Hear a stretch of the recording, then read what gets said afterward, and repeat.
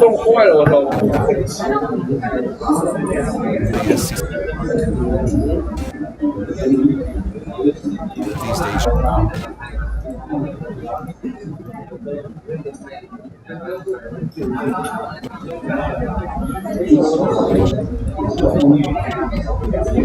Eu不懂用进攻的这个进攻中的就你看这个推得出去吗？腿就是很卡。嗯，我也。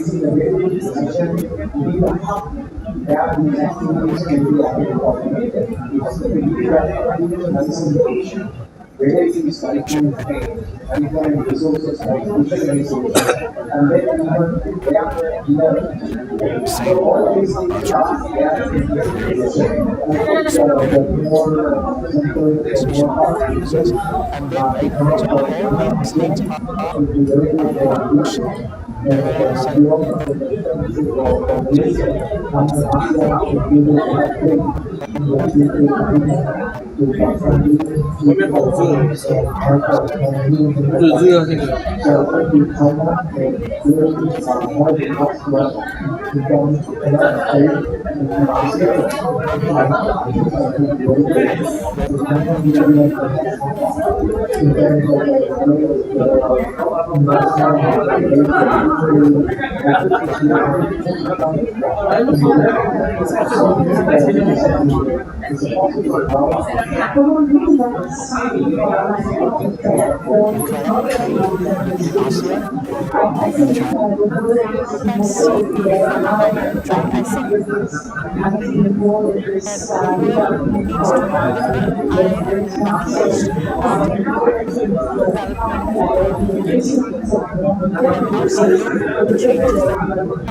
And I know the ambitions, and I know this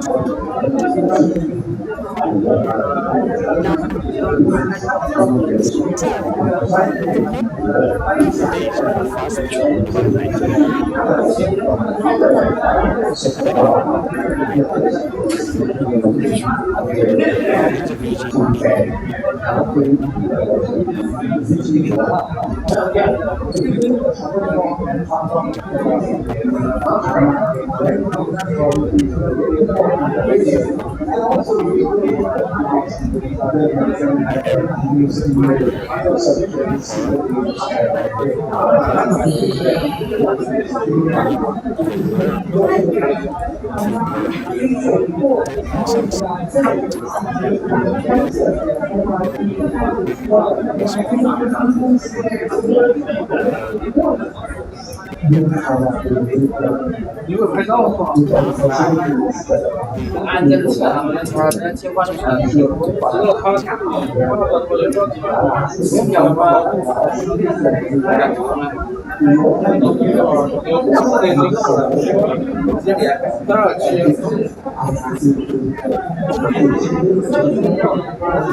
就是呢，你要多过来，让我跑了。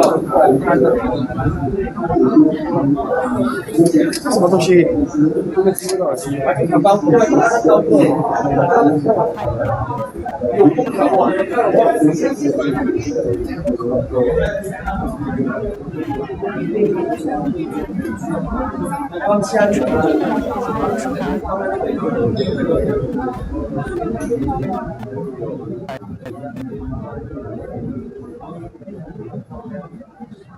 现在按照录下。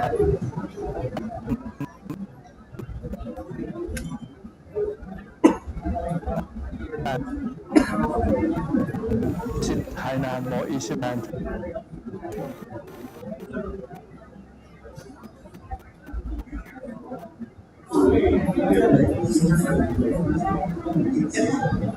请到。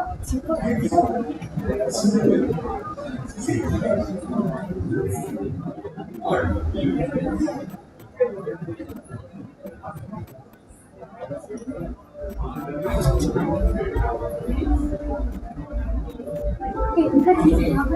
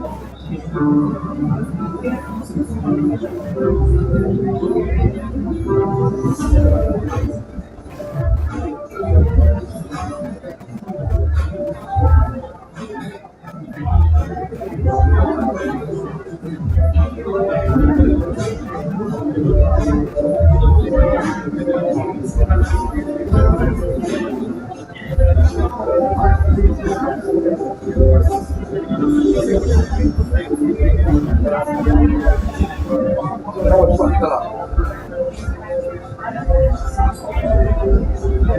尊敬的各位嘉宾，会议即将开始，请各位尽快入场入座，谢谢。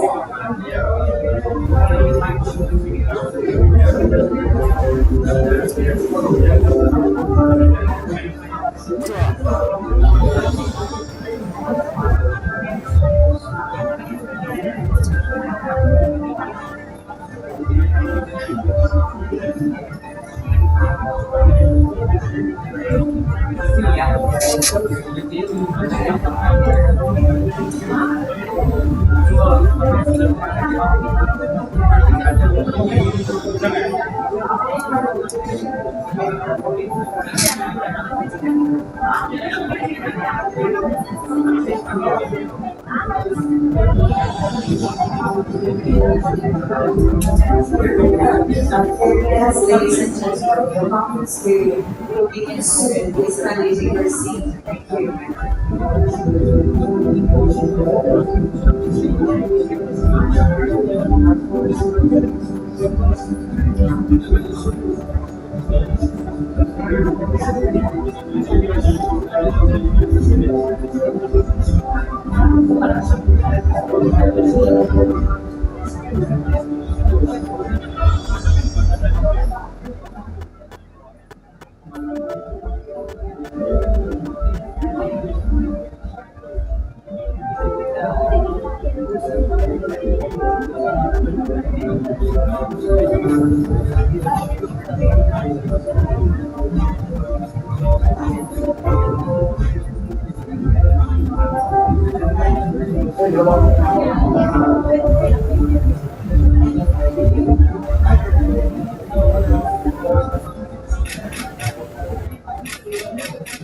尊敬的各位嘉宾、女士们、先生们，大家下午好！欢迎各位嘉宾莅临博鳌出席博鳌亚洲论坛2026年会南海主题分论坛。本次分论坛的开幕式正式开始。首先有请中国南海研究院副院长周勇做欢迎致辞，有请周院长。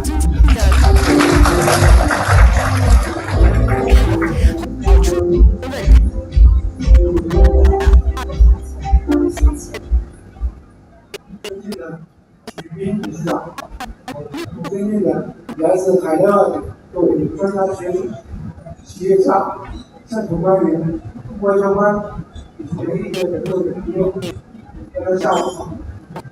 首先，我谨代表中国南海研究院对各位的到来表示最热烈的欢迎。是从2014年本论坛创办人，在大家的关心和支持下，我们开放包容的心态，坦率的沟通，求同存异，持续共勉，为南海治理探索前进的方向，为政府间对话提供宝贵的重要的参考。当今南海从全球化来看，航运是最繁忙的，同时航运是最安全、最通畅的海域。同时，各国围绕南海的合作在稳步开展。近年来，中国同印度尼西亚、马来西亚、越南等国深入的探讨和扎实的推进，在游戏、农业、科考以及环保等领域的合作不断取得成功。不久前，中国的两会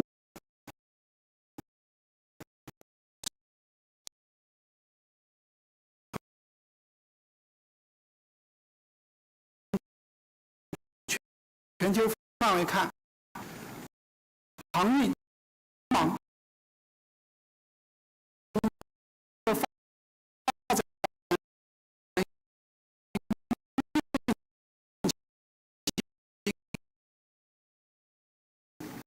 高度的从位置世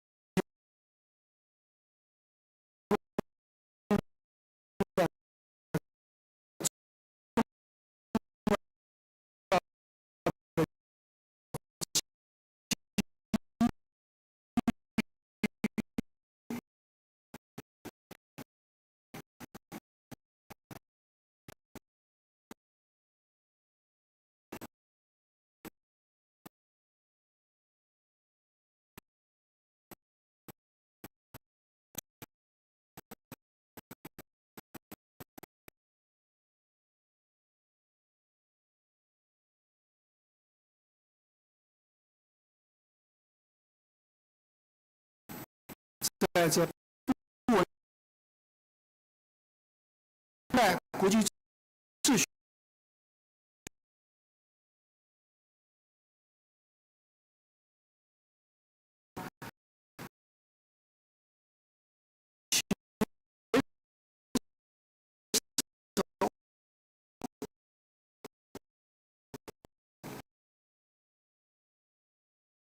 认真重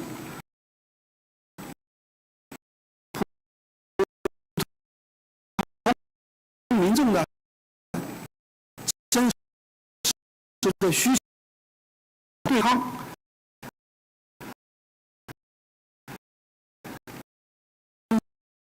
加地区紧张的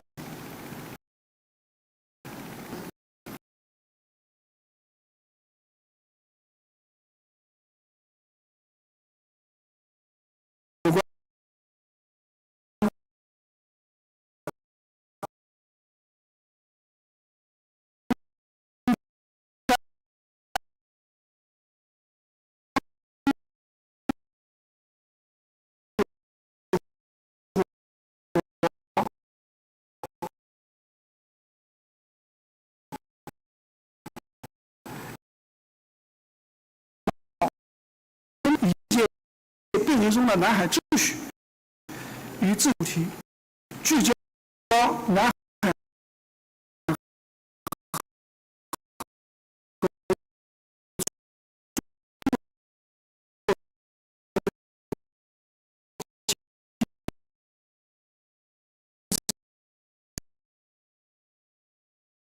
新构建进来，让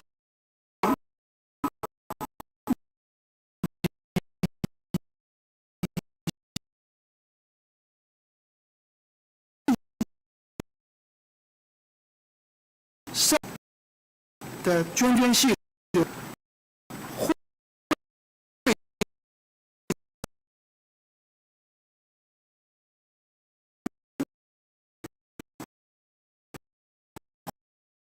汇聚成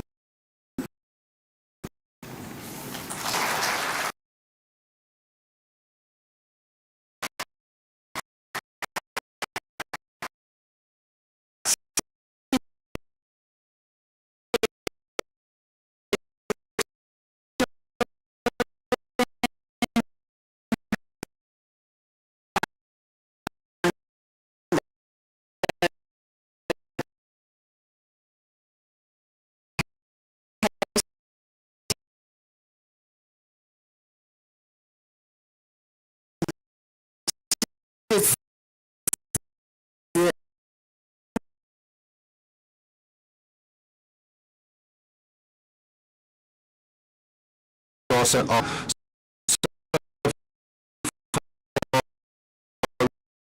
on South China Sea of the Asia annual transit South China Sea. The middle years ago and the conflict.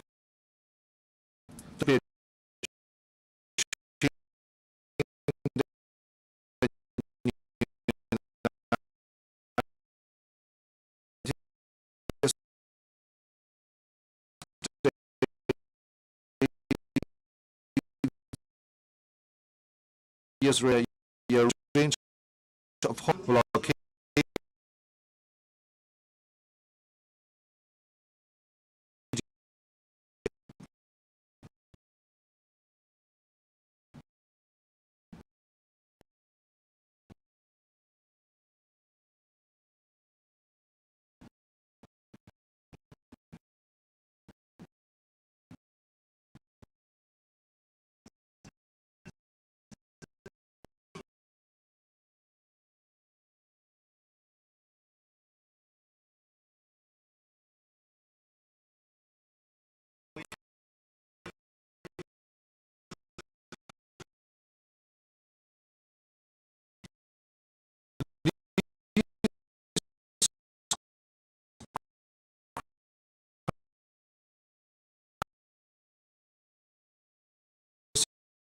is the profound and the say of the against this backdrop.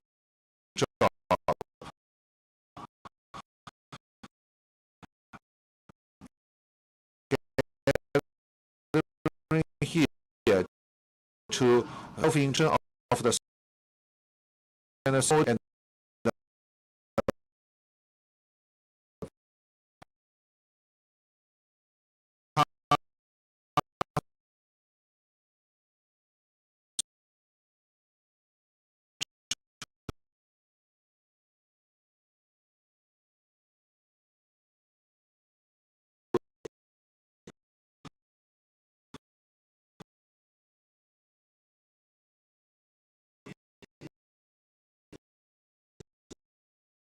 governance cooperation is not merely an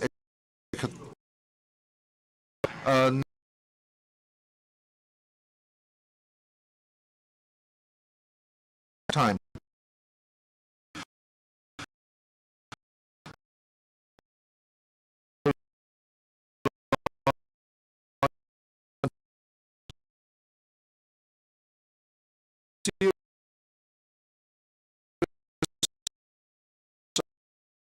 Of dialogue and the research program, the maritime cooperation and the to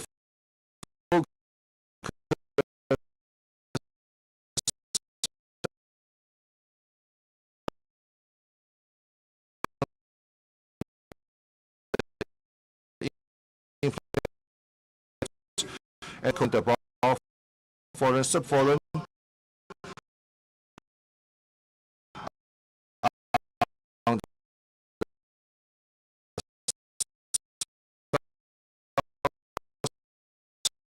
China Sea, injecting sustained momentum into peace and stability in this clean oceanic I would like to share a few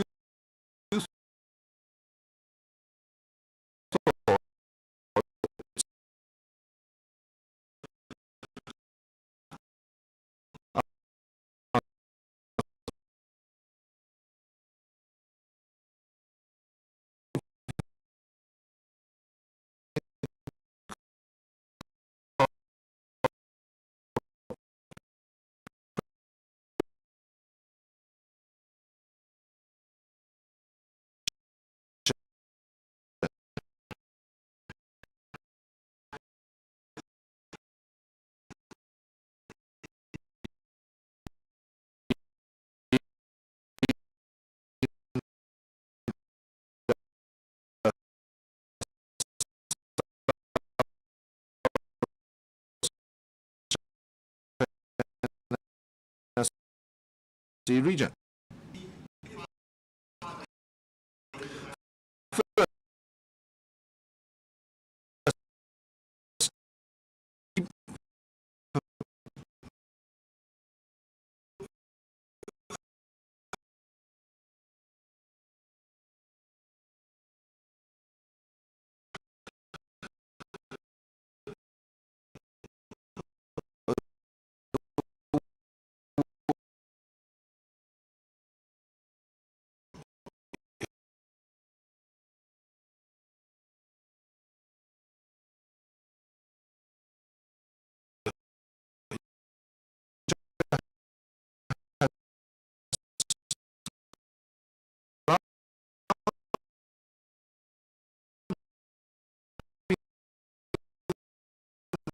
Committed to eco protection, carrying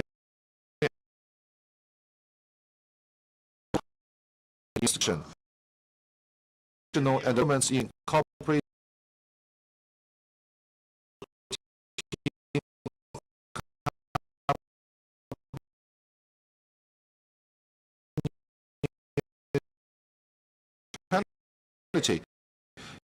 in policy planning. Third, build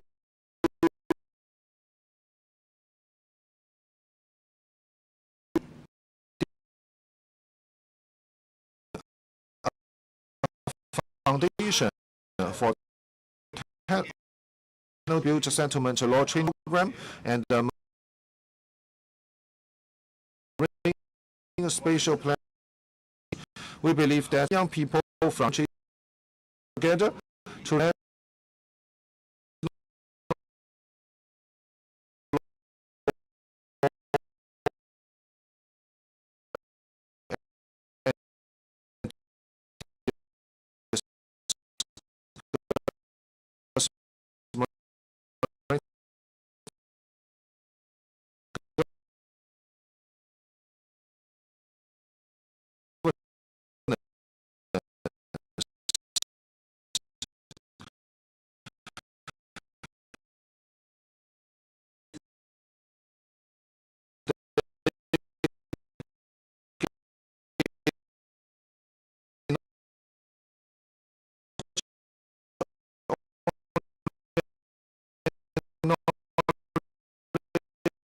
but and trend.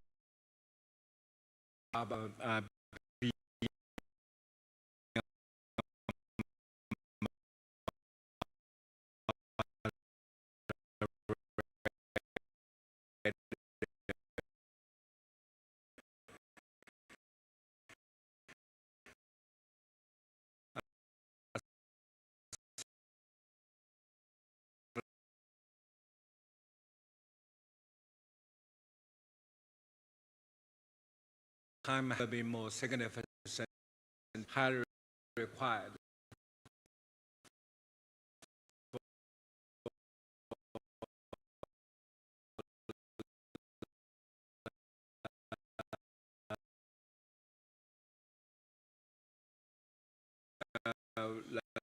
Military and the conflicts is also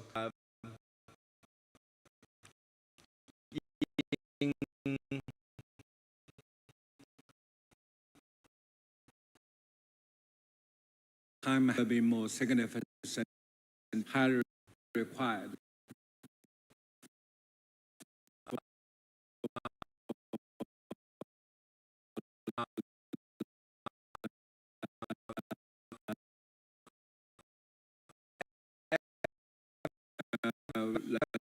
Military and the conflicts is also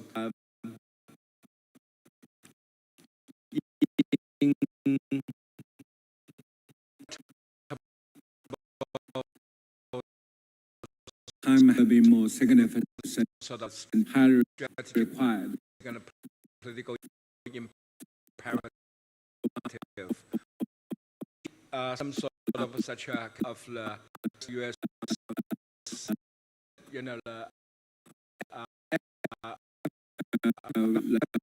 Military and the conflicts is also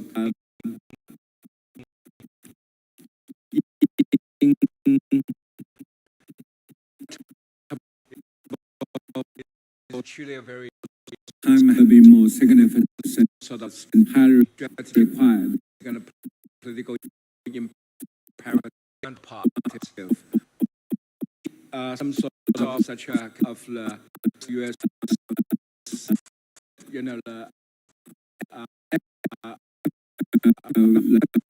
Military and the conflicts is also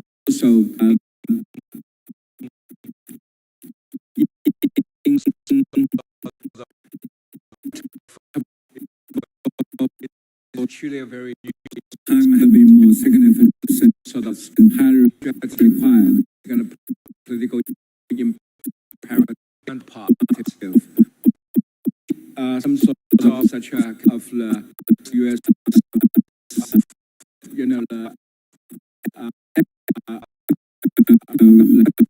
Military and conflicts is also have panel truly a very time has been more significant and highly required. Political imperative and positive. Some sort of such of the U.S.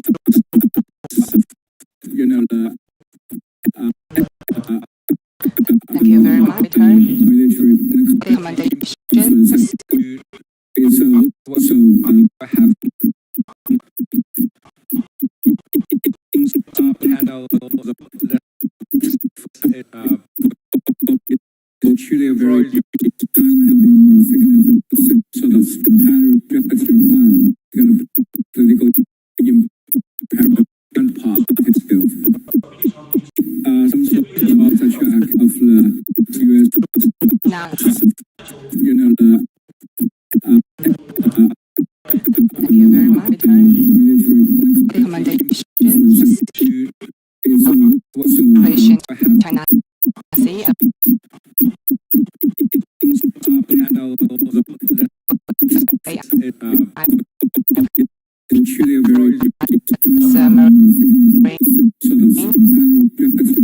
Spaces for us.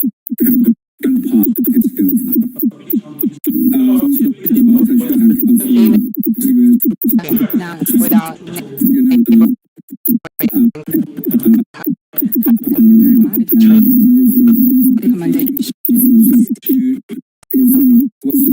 Patient China Sea.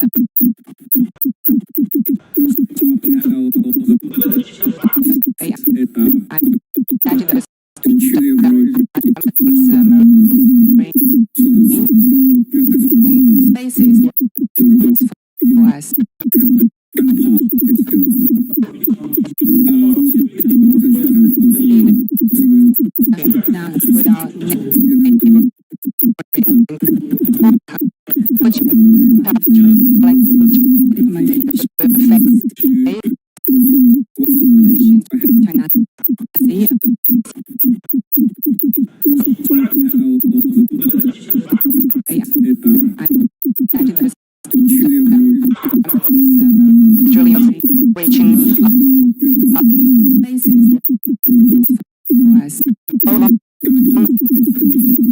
not only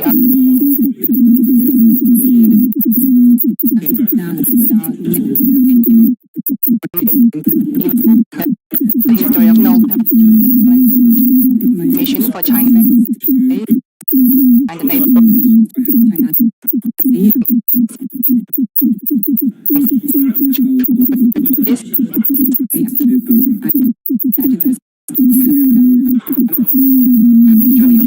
reaching then the marine ecosystem not only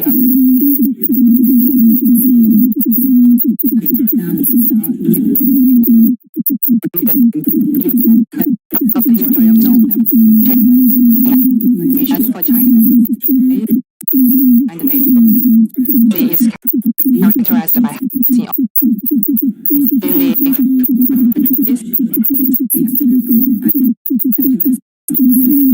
advance reaching rapid then the marine ecosystem not only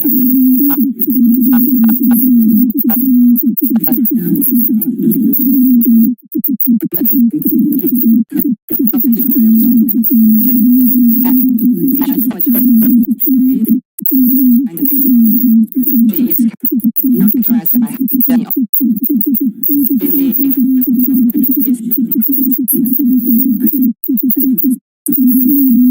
advance reaching rapid then the marine as to pollution in the Gulf of Mexico. As to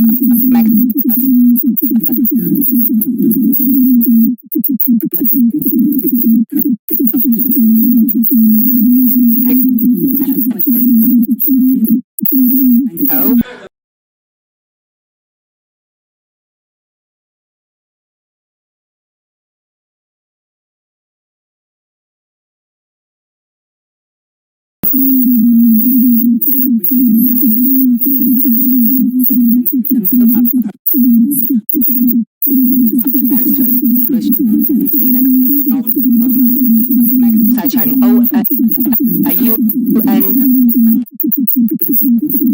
pilot plan would be in my personal view. Object.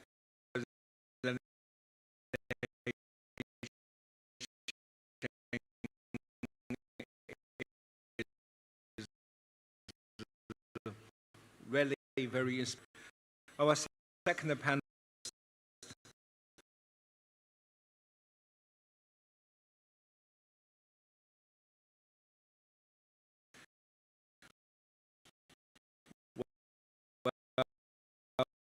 will be speaking is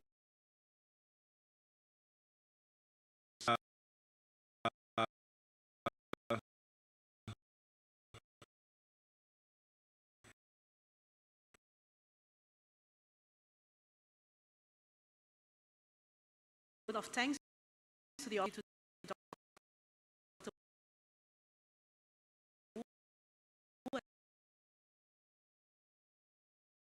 Conference session.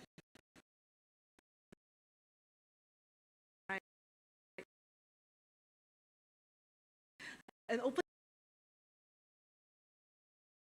we get to hear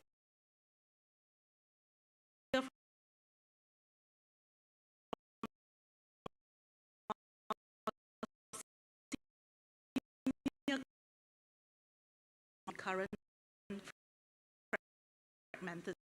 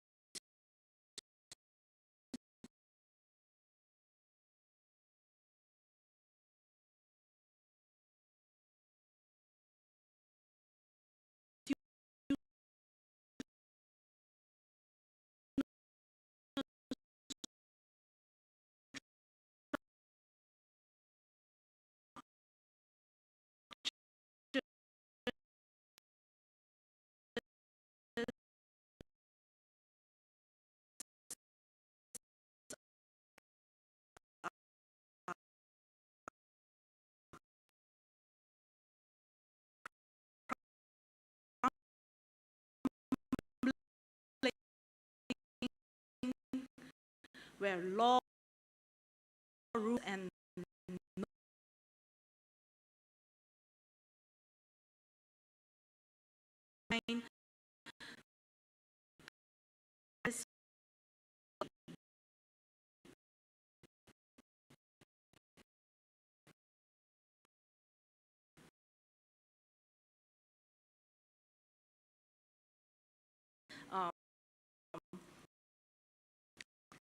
and access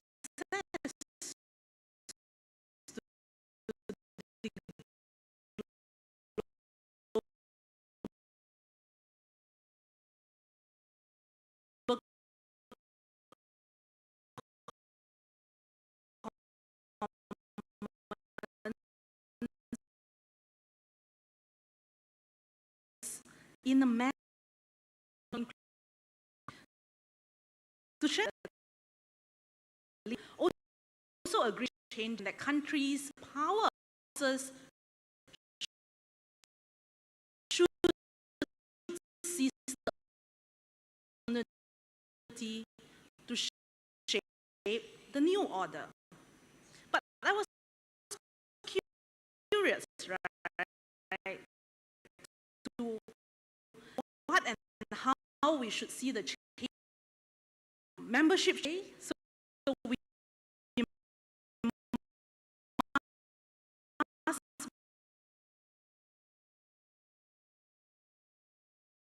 inclusive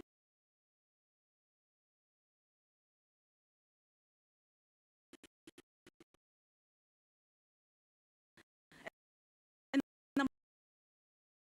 must keep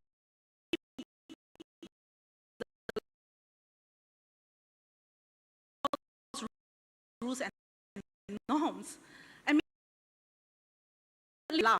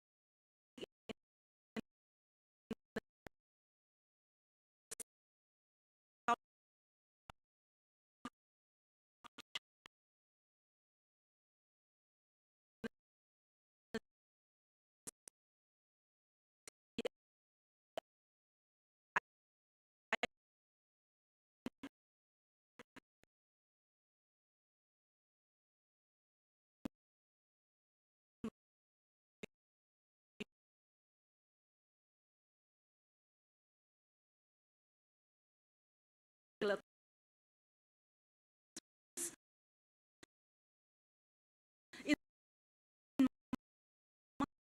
my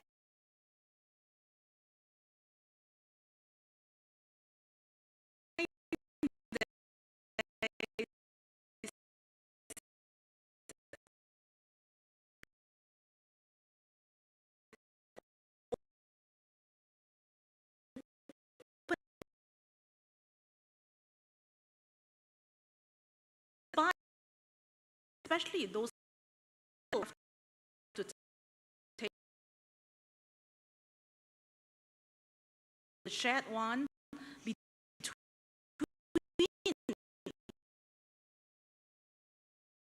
already identified some of the key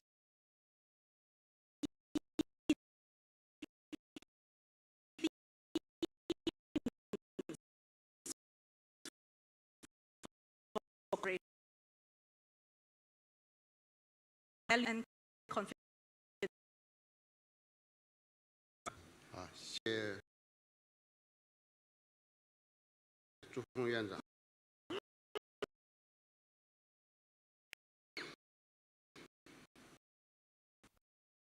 Thank you. Into the places we have the rise of naturalism,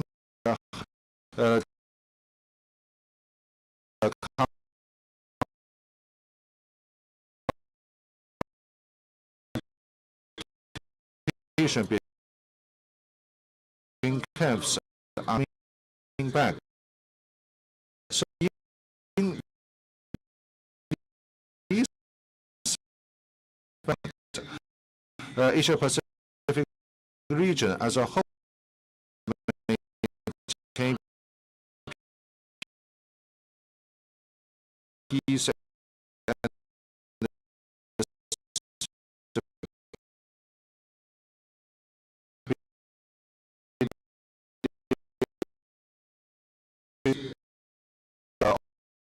about this place is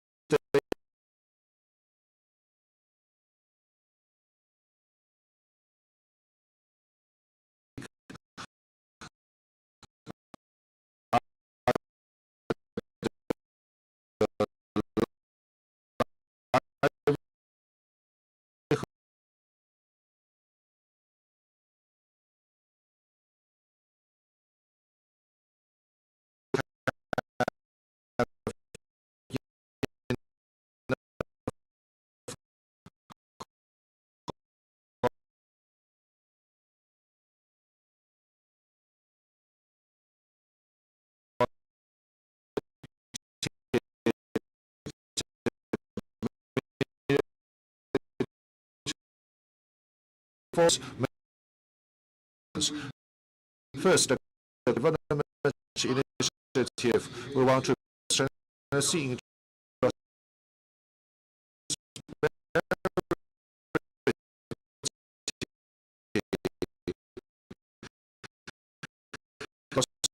China's should become a pledge vision.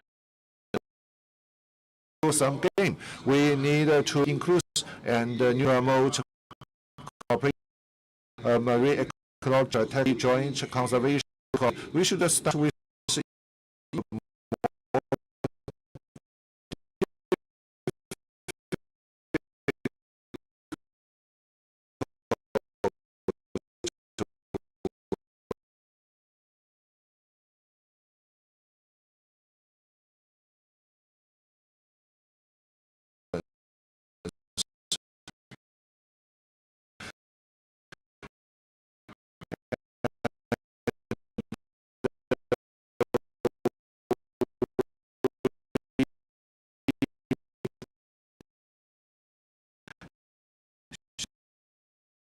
have a safe open, which should move fast.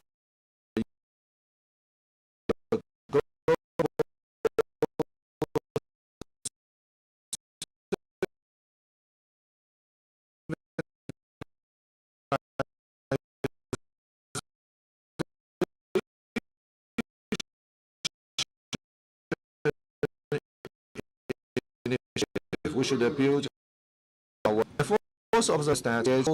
We should build a seal of law. States should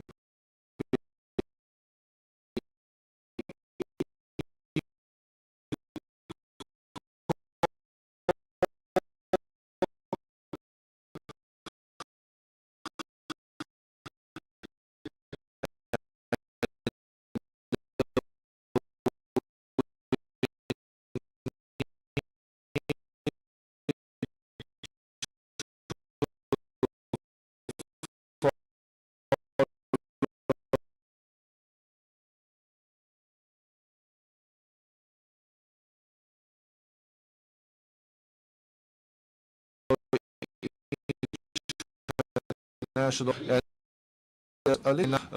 captains from Malaysia and elsewhere, and for other community residents have relied on the South China Sea for livelihood over the centuries.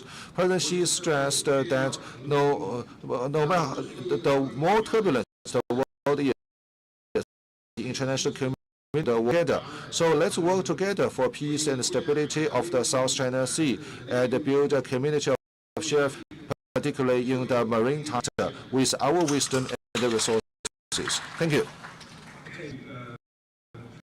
For your positive comments. Our next speaker is Professor Assistant Dean, Faculty of Political Science, Chulalongkorn University. Floor is yours. Thank you very much. And first of all, thank you, the organizer, for inviting me to the first time to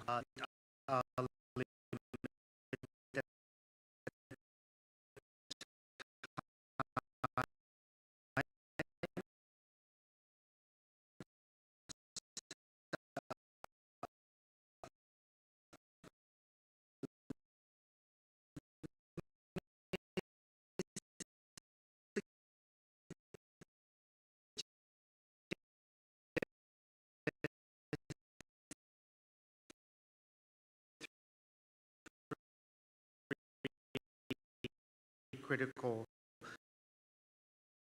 and should you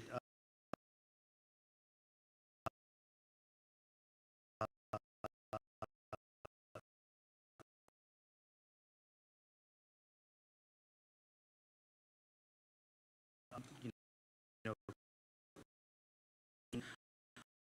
pillar, stability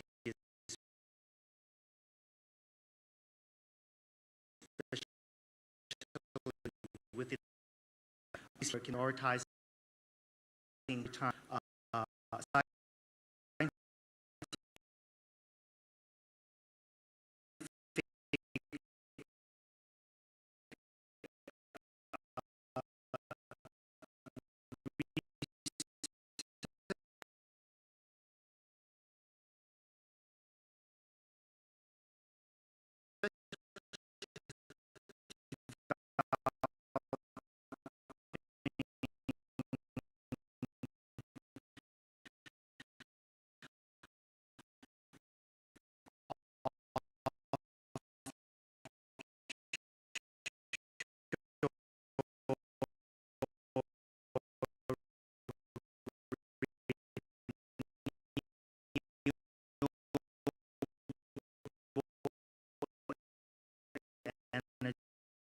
energy future. So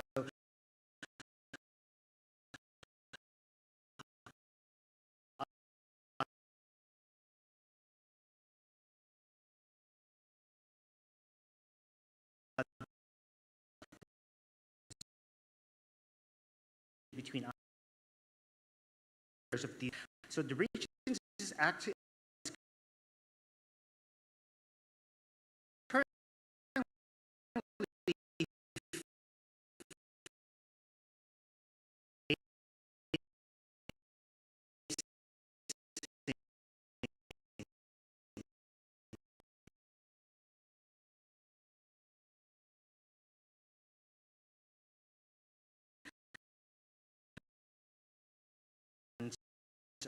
protocol offering a pathway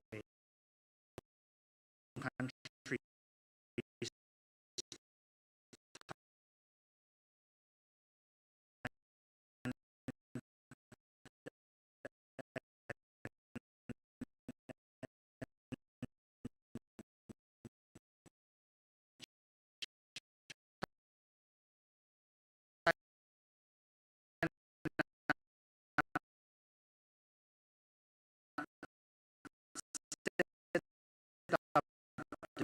laboratory maritime a national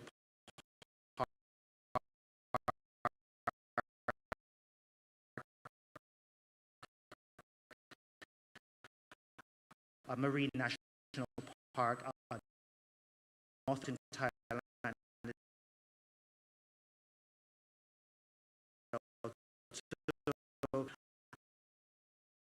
kind of colleagues mentioned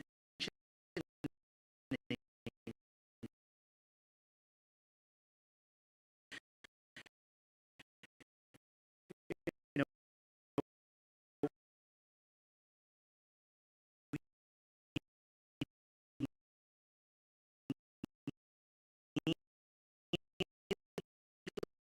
like you know the some kind of like a based uh, a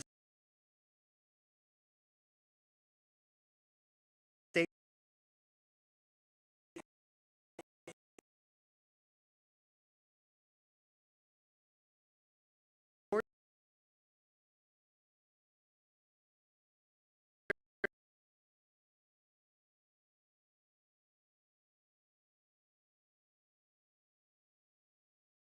critical. For example, GTs of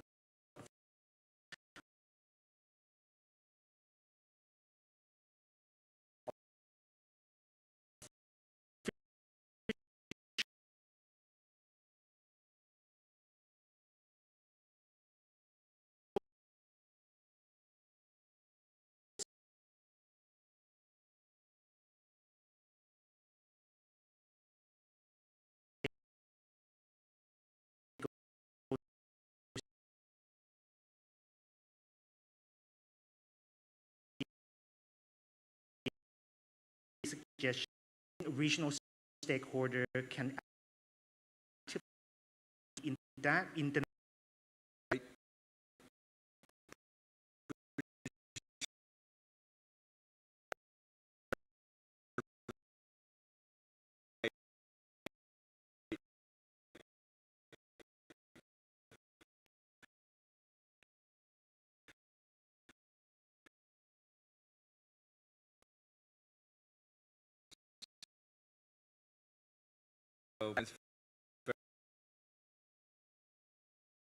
Our next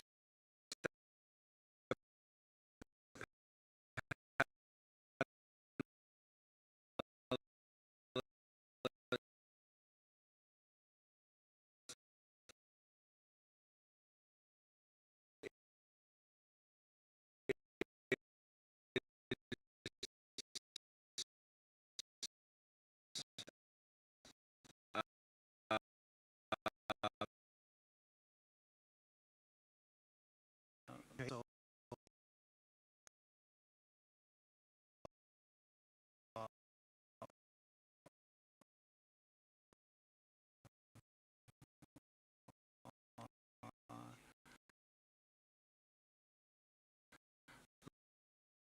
century globe city as a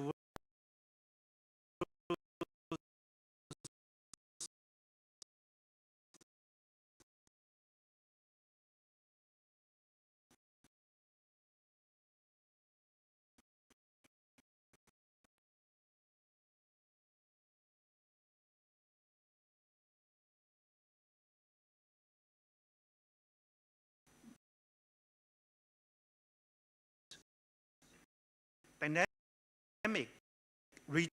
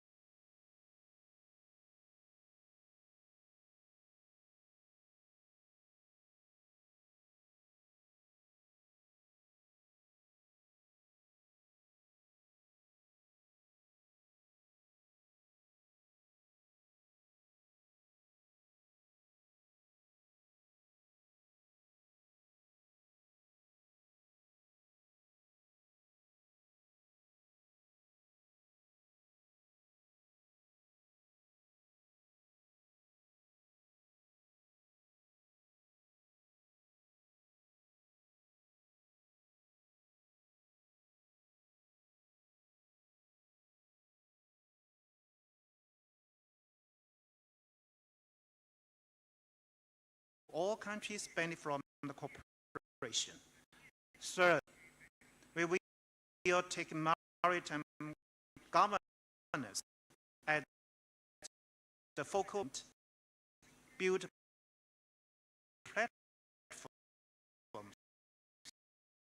for non-security cooperation and strengthen in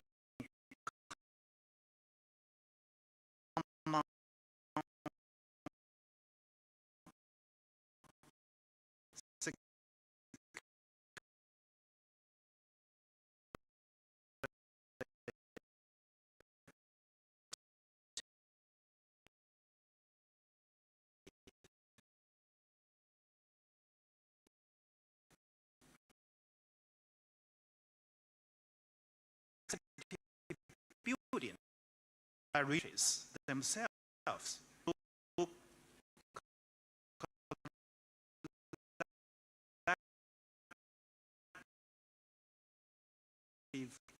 efforts.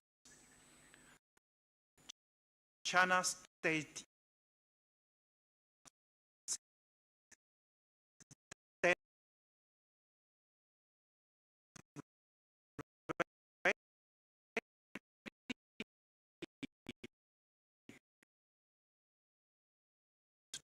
strengthening capacity cooperation, communication as a key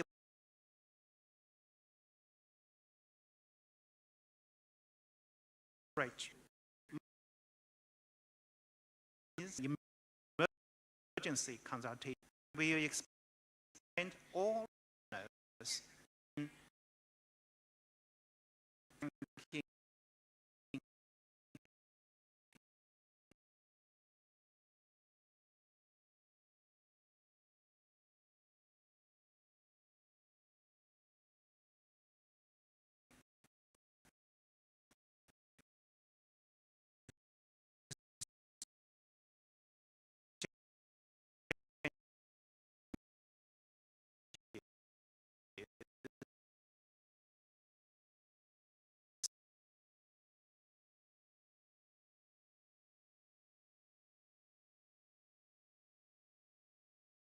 use dialogue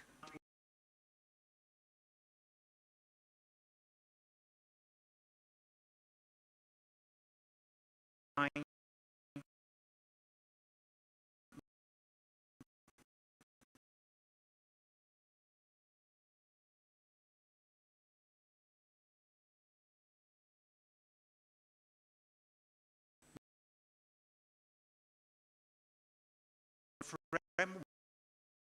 Okay. Politics.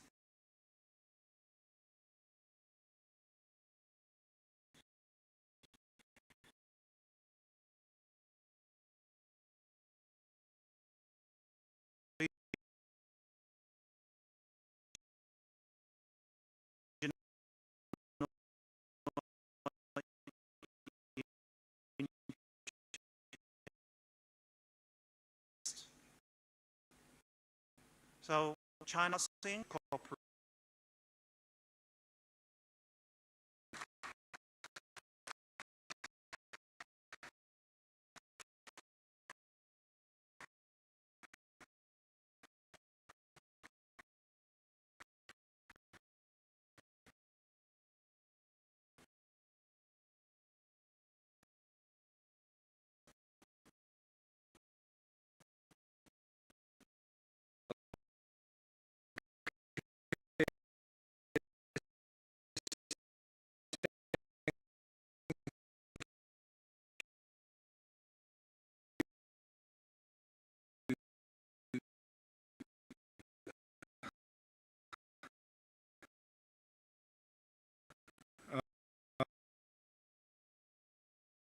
I'm saying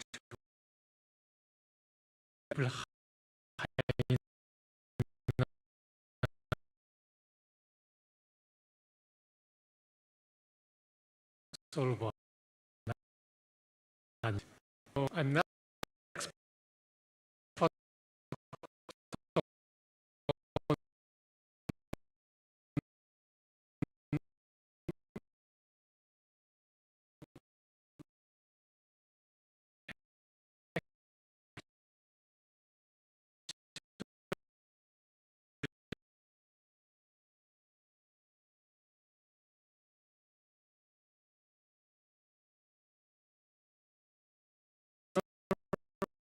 and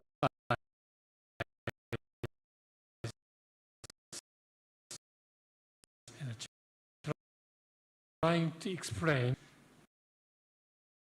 the should be region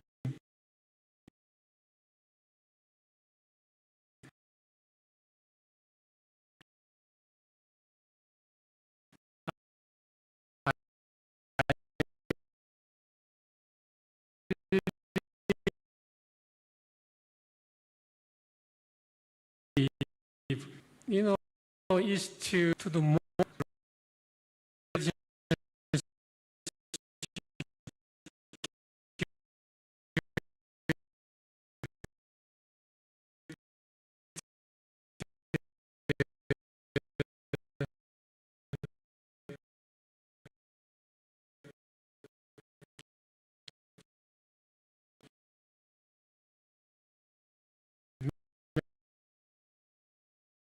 some difference.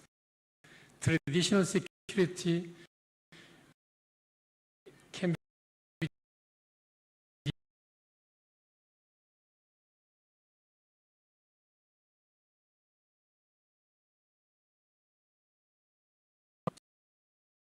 so when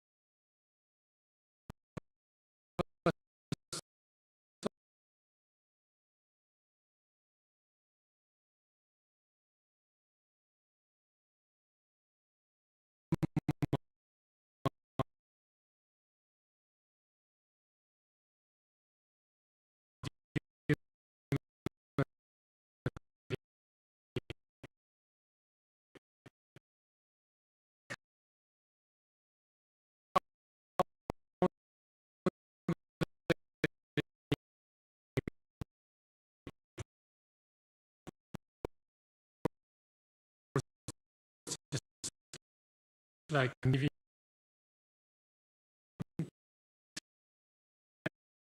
restoration of light and to play the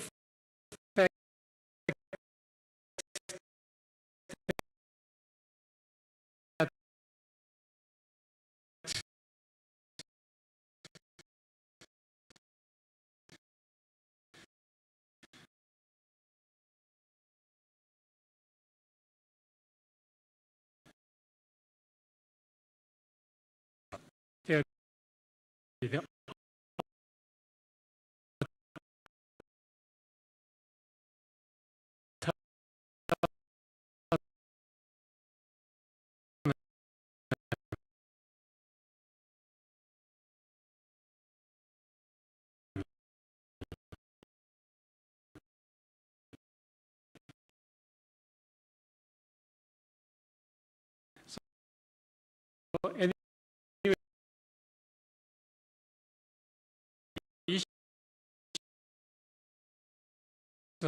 I know going on, what is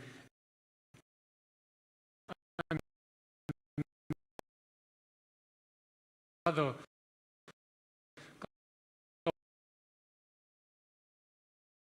forms of official and not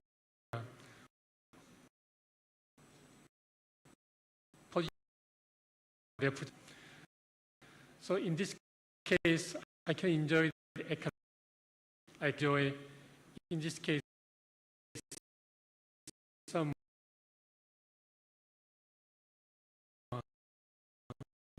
innovative idea rather than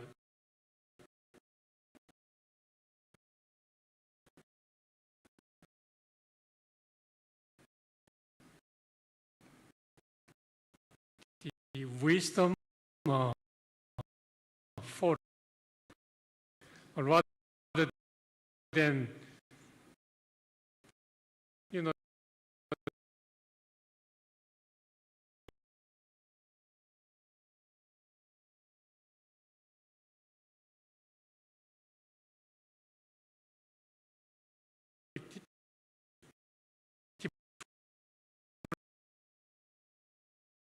the concession. If we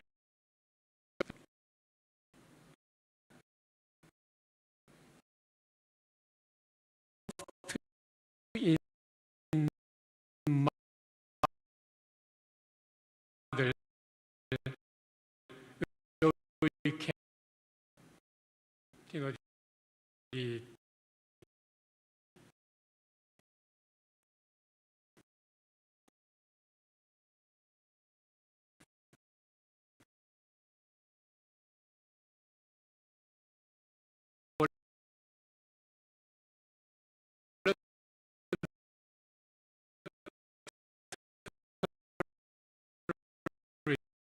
choose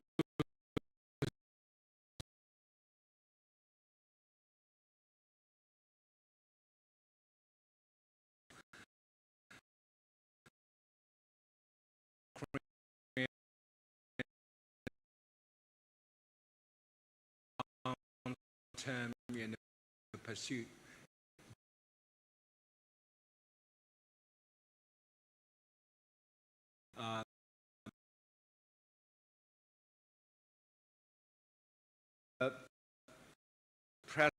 President established that the South China Sea early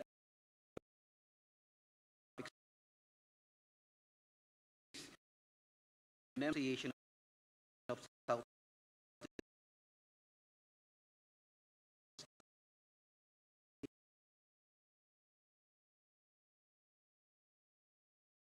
nations. So put together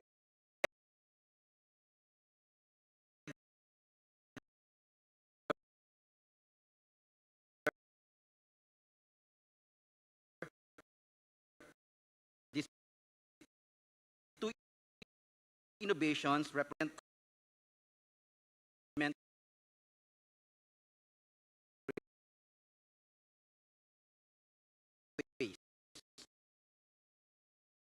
earlier and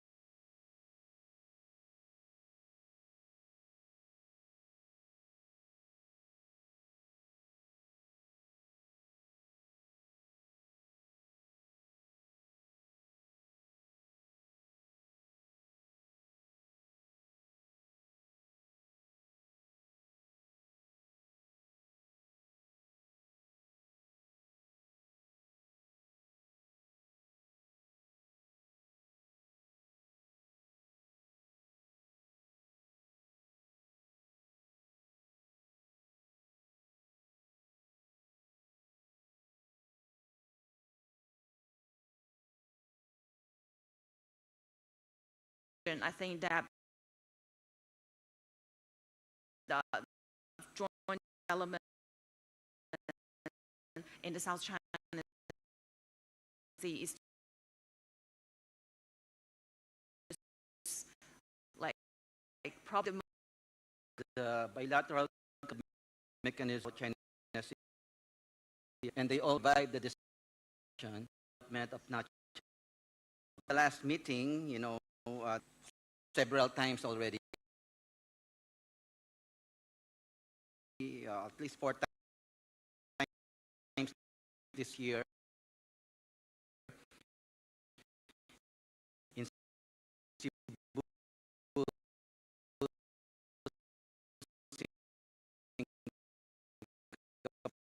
Singapore, Thailand, and they're meeting again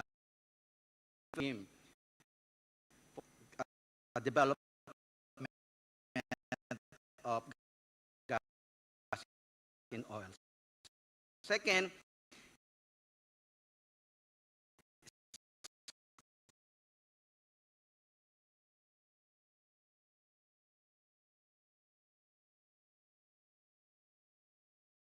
scope of areas in the South.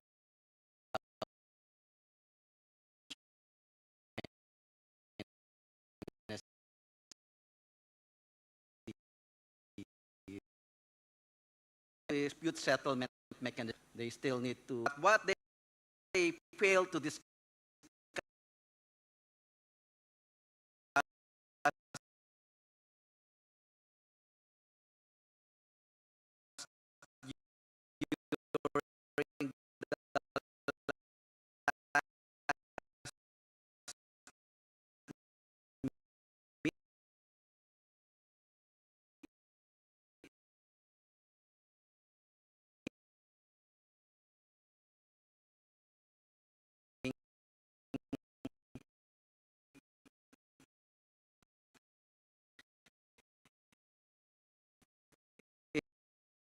during I want questions. Less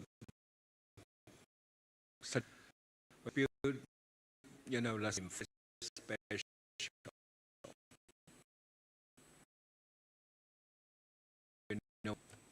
This is 6 years.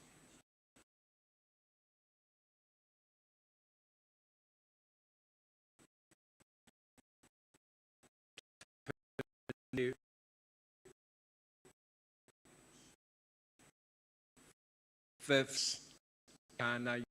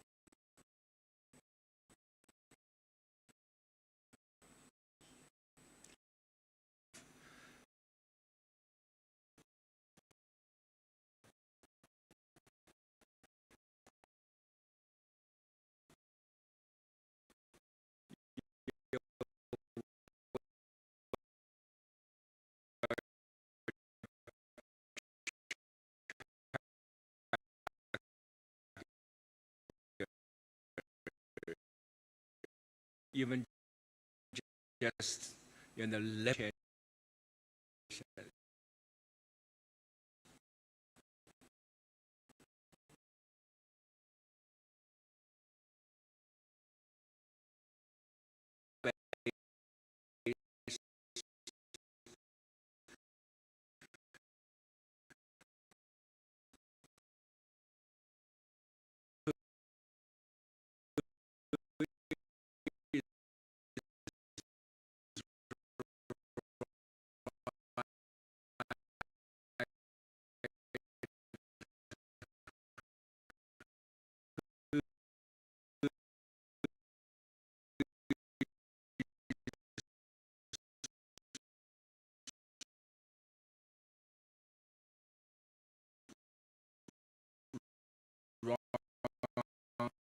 over is there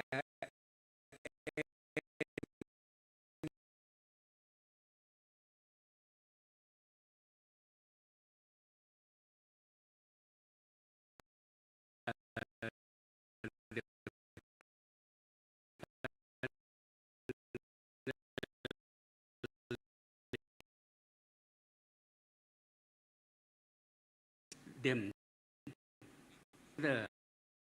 I would say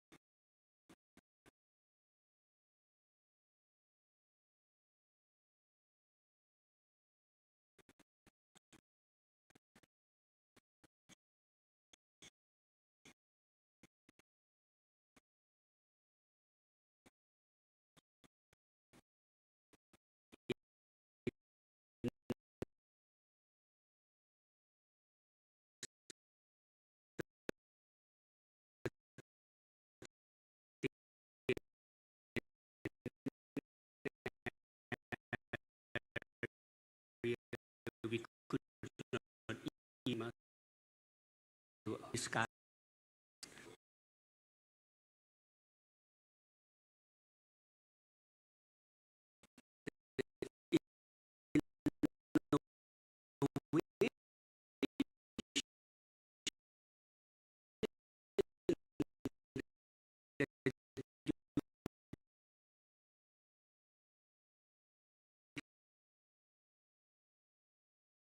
and exchange because monitor the ocean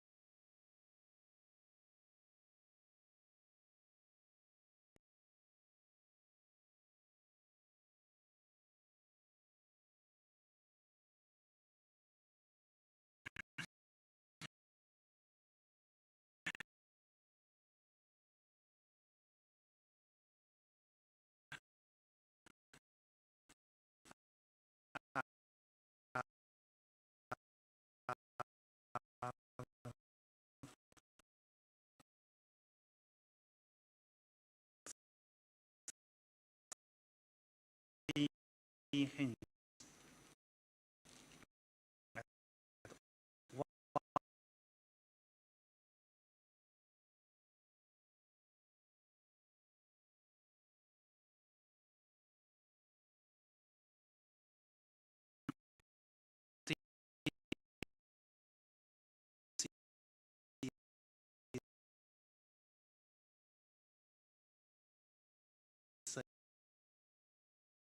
time this we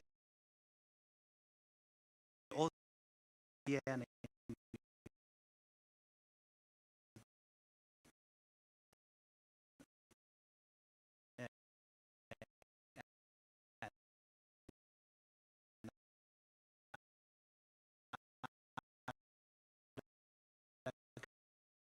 countries by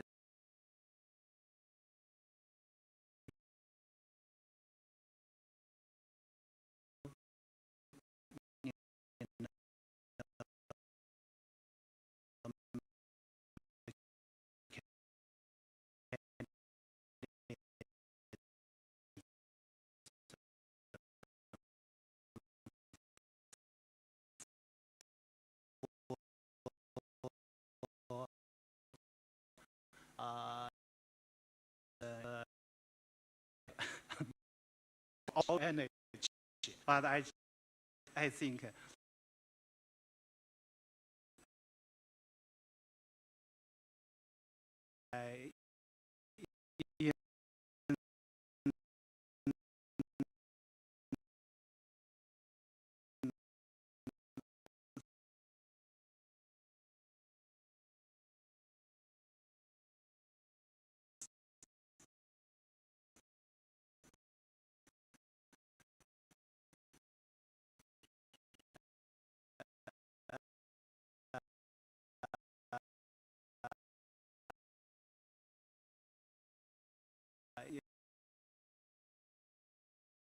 in this region?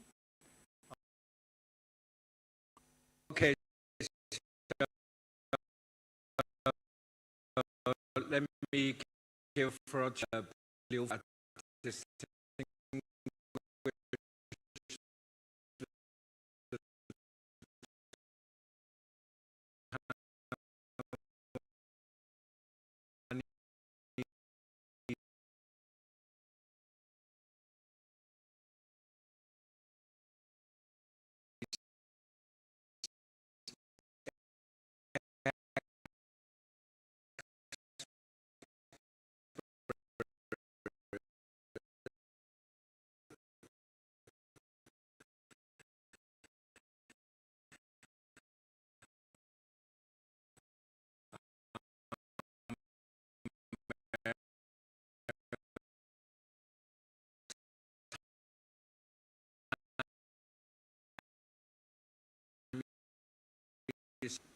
Please.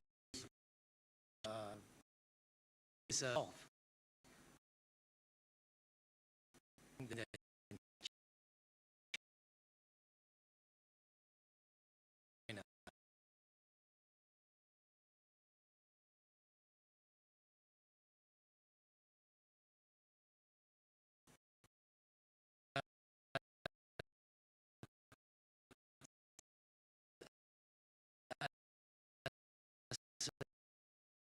Romeo, this year, the Philippines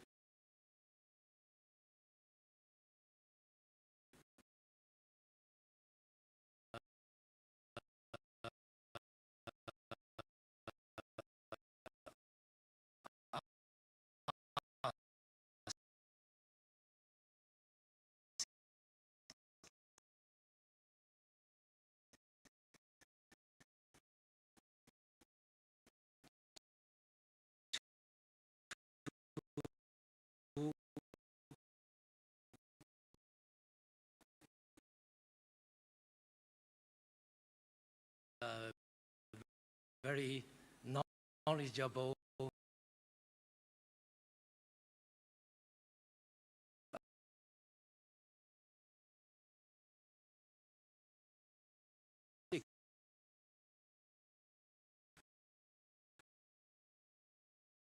the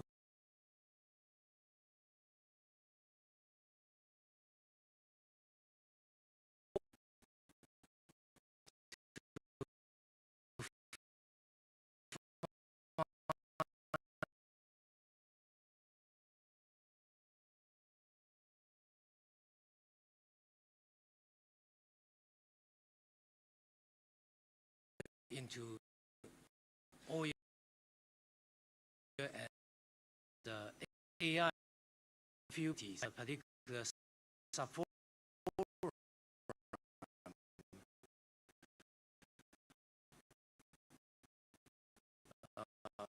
to move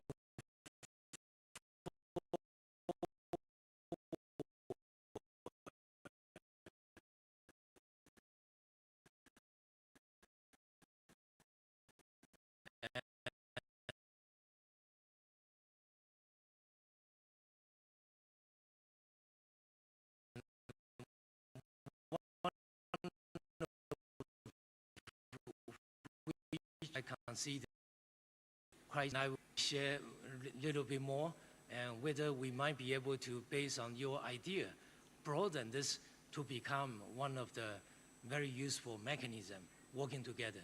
Thank you.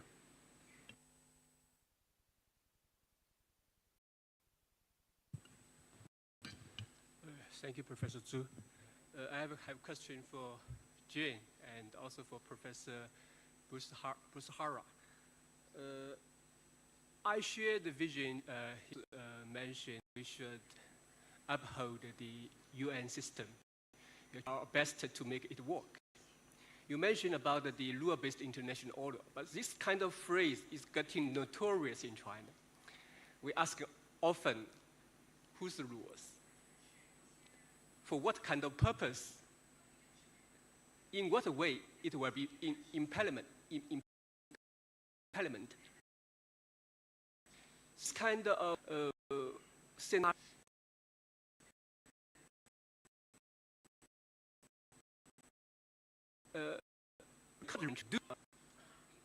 framework, UN framework. What kind of concrete measure we can do?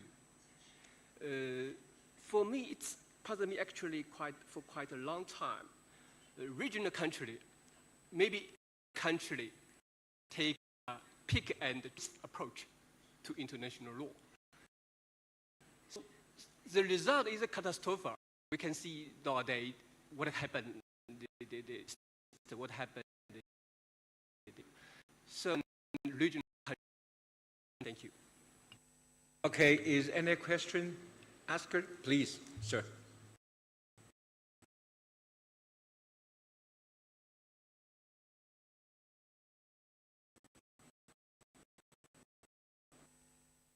I'm interested in AI governance and research. So my first question is, how do you see ASEAN and China can collaborate in terms of the use of AI in research, for example, in South China Sea? Yeah. Also, what do you see will be the challenges that ASEAN and China must address in terms of AI cooperation? And the second question is about, we know that the US has been trying to restrict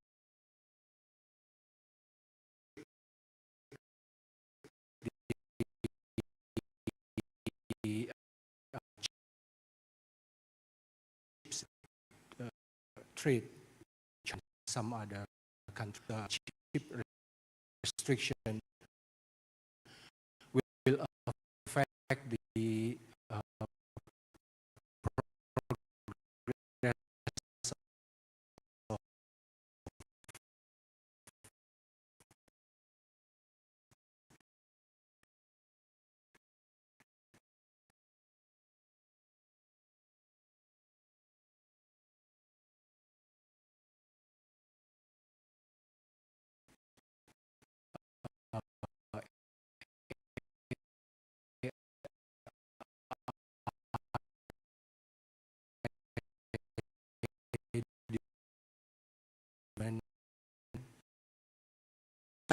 political sensitivity. I've been serving South years, and I remember in 2017 when Philippines and Vietnam tried to every country refused to join, so that ban had to end. So I have been thinking, and the side actively conduct cooperation really boost.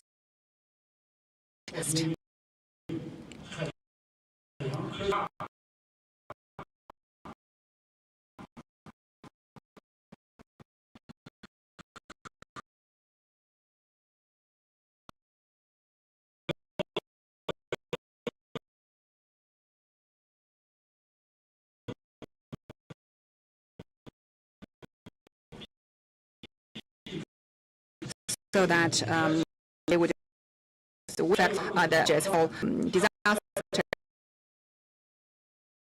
and all of well important in work, which will also be the first time in human history. So for us, figuring out the geography in the South China Sea would be very important to really facilitate relevant resource development. So sharing of data the AI technology is not a problem. We have rich experiences. I'm from Hangzhou. If you know about it, in Hangzhou, there are the Hangzhou companies' technologies in terms of AI and robotics are very strong. So our cooperation with ASEAN, I do not think there would be too big of a difficulty. However, we need to explore about the impediments in terms of data sharing. Now, I'm not an expert in the U.S. restrictions in terms of chips export, but I do not think there will be too much of a problem. High-tech war between Beijing and Washington will continue to going forward because it's the new way U.S. just strategically just rebounding and hitting China. So then we also feel very frustrated.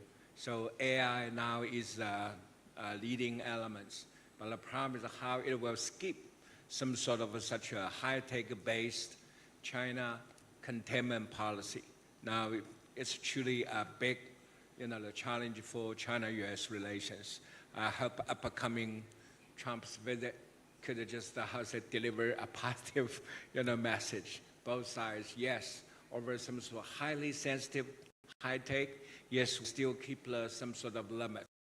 But for business and commercial high-tech field, I think both China could still have a bigger room to maneuver. Okay. Jim. Very frustration about us not talking about the roadmaps. I think perhaps, been talking about South China Sea for so long, there's an immediate assumption that, the DOC is in, or the ASEAN-China mechanism should be given to run its course, right? Specifically to your track 2 innovative idea, I didn't think that it was particularly innovative because for the South China Sea itself, it has been in place since the 90s.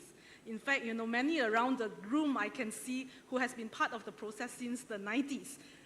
Not just that, I think Dr. Wu himself has been, instrumental in, initiating quite a lot of China-ASEAN Track 2 mechanisms. In fact, I think last year you announced a new one coming up already. So these are in place.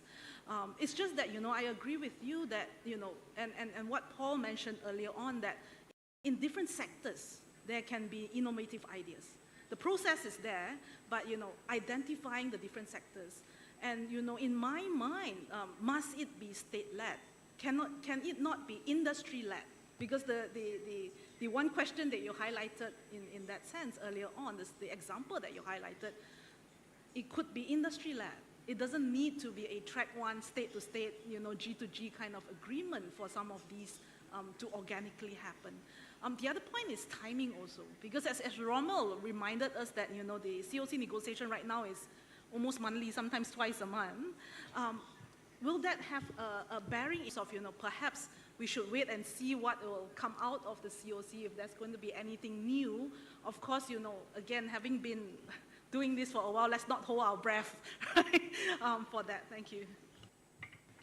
Okay, thank you. Time is almost up. So now we will just conclude this panel. Please join me, give big hands to our 8 excellent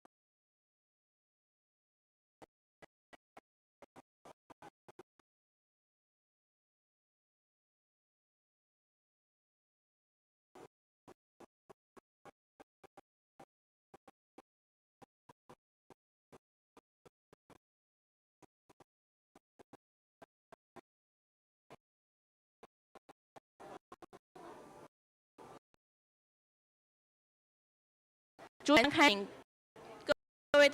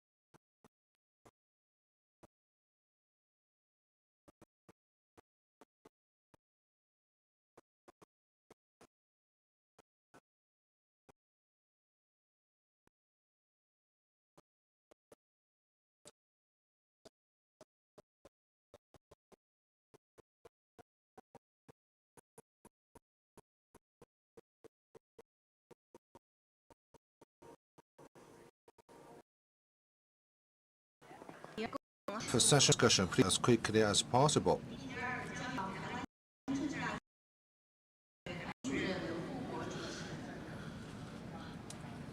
And the second session, we will invite Mr. Liu Fuguo, Executive Director, Taiwan Center for Security Studies, Taiwan Chengqing University, to moderate this session. Please take your seats as quickly as possible.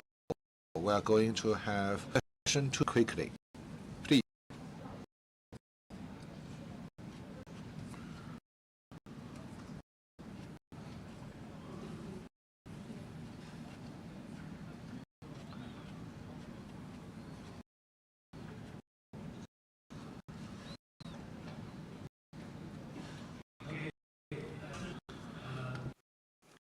We are now to Kinch, and this is our great honor for the real host, Dr. Sun, to address South China Sea situation. So, Professor Wu, the floor is yours. We are so delighted. Okay, thank you. Looking forward to it. Thank you. 富国，说中文说英文，What do you prefer? Because I have no manuscript available.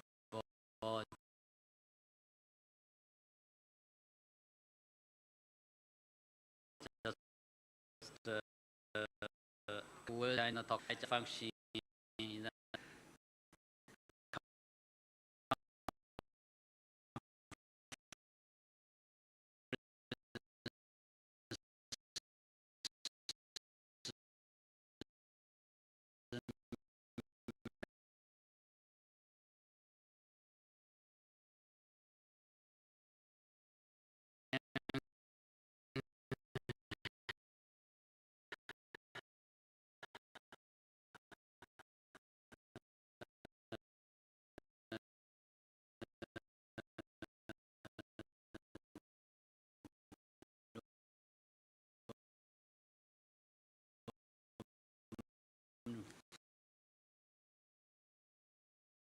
Keynote and to look at it.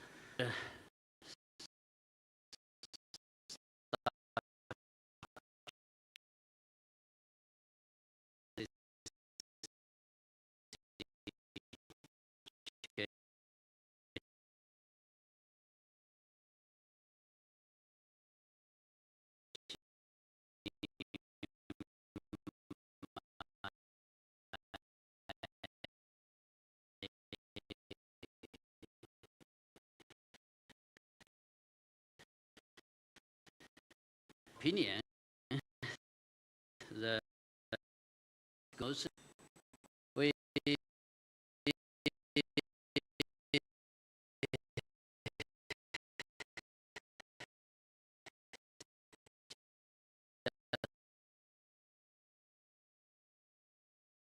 the 53 of the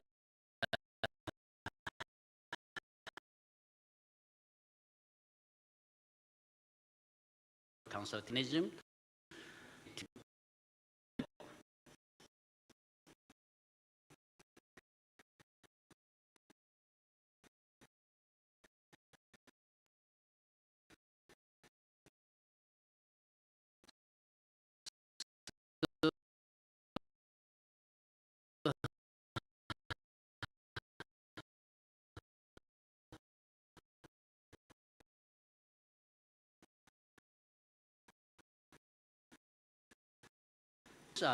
Active science.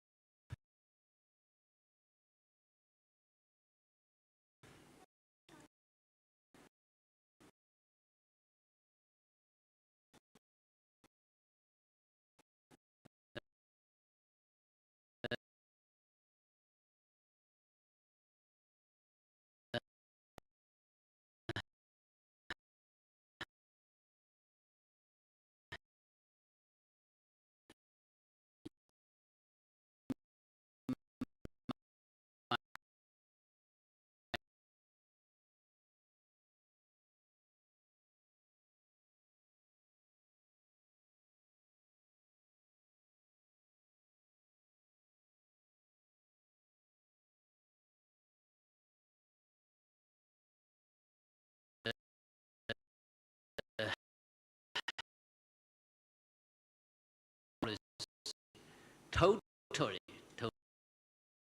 South China. If we to challenge China,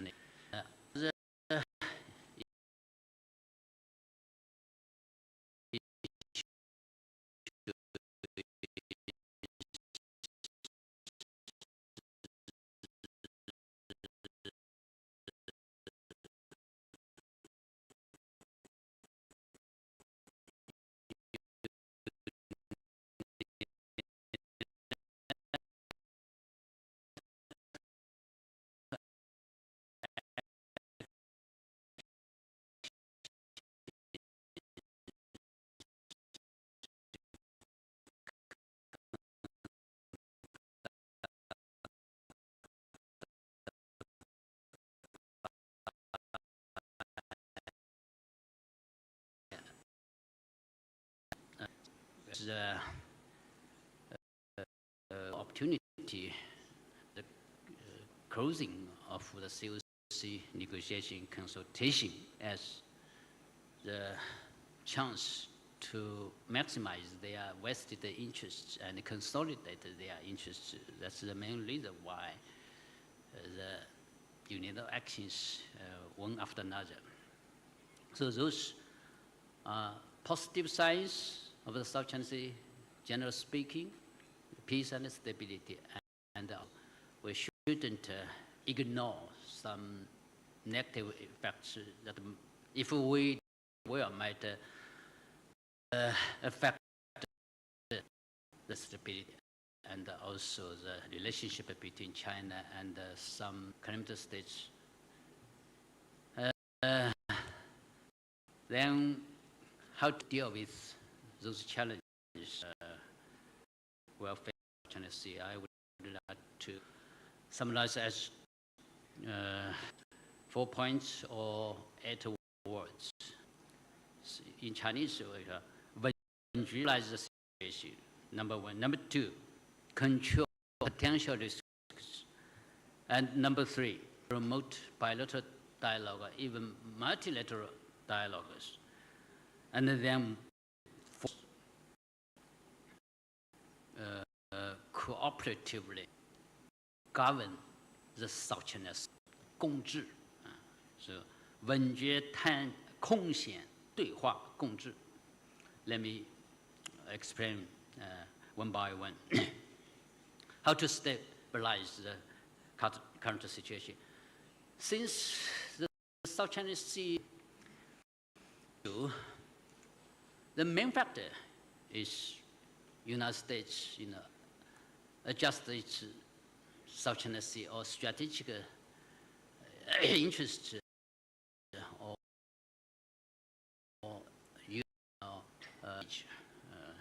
to Asia Pacific since 2011.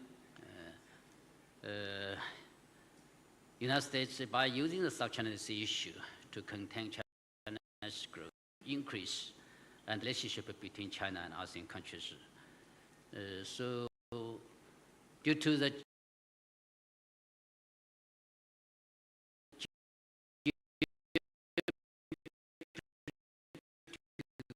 competition between even conflict between China and the United States. So I even discussed this issue in other locations. So China and the United States needed to formulate a new binding law covering U.S., Chinese, West aircraft in the air, on the sea, even underwaters. And China and between China and the climate states, we needed to manage a potential conflict to exercise restraint as the Article 4 of the DOC. Parties undertake restraint in the conduct of activities that might conflict or escalate the situation, affect the peace and the safety, including, among others, to refrain in actions not inhabiting on currently uninhabited islands, shoes, coasts, or other features, and handle their differences in a constructive manner. So China and ASEAN should abide,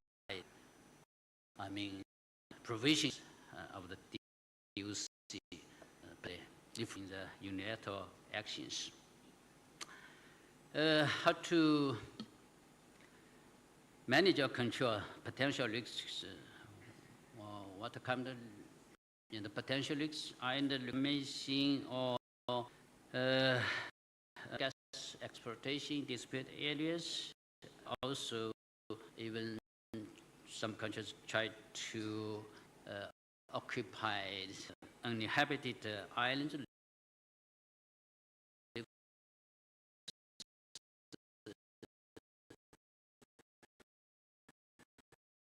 That was prohibited by the even another arbitration. We look at the international law emissions guiding principle or the UN Charter. UN Charter doesn't require members states to solve their disputes. They are only obligated to solve their disputes by peaceful means. So in this sense, state consent is necessary prerequisite to any form of dispute settlement. So if some country would initiate another third-party mechanism. The state consent is important principle of international law. Dialogue, bilateral dialogue. So far, I just mentioned since the beginning, so far so good. Even China and the Philippines, we completed 10th or 11th vice ministerial dialogue on how to manage potential conflicts and not let the conflict shifted to conflict or potential risks, and China and Vietnam. Even 10 years ago, I participated in a high level at the vice prime minister level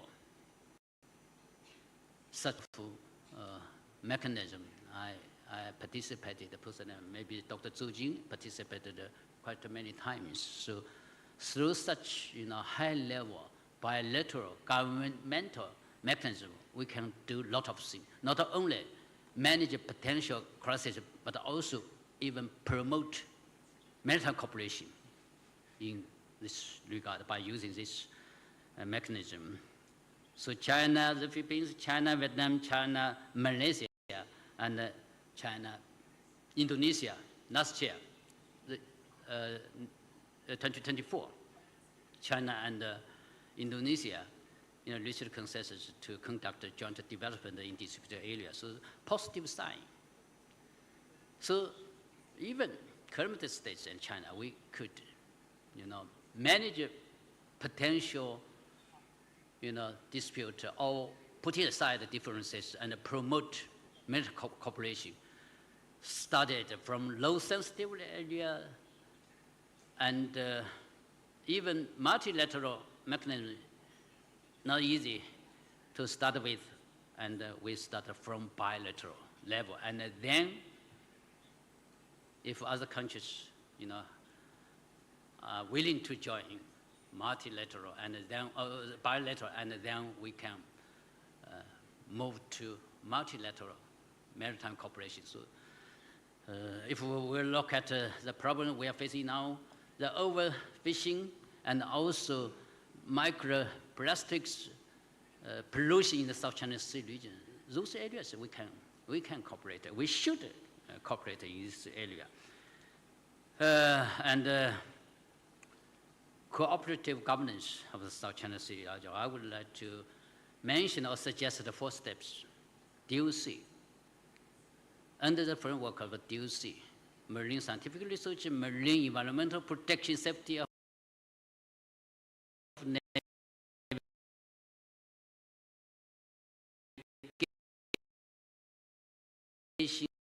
search and rescue, and 5 areas can do.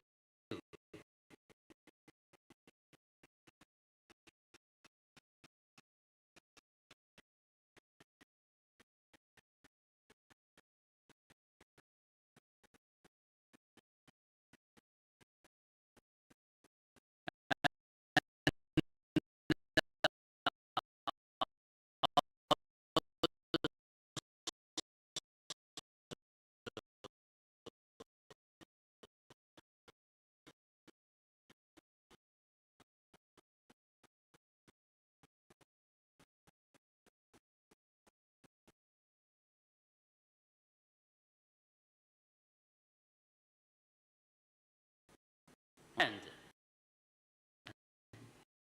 I'm happy to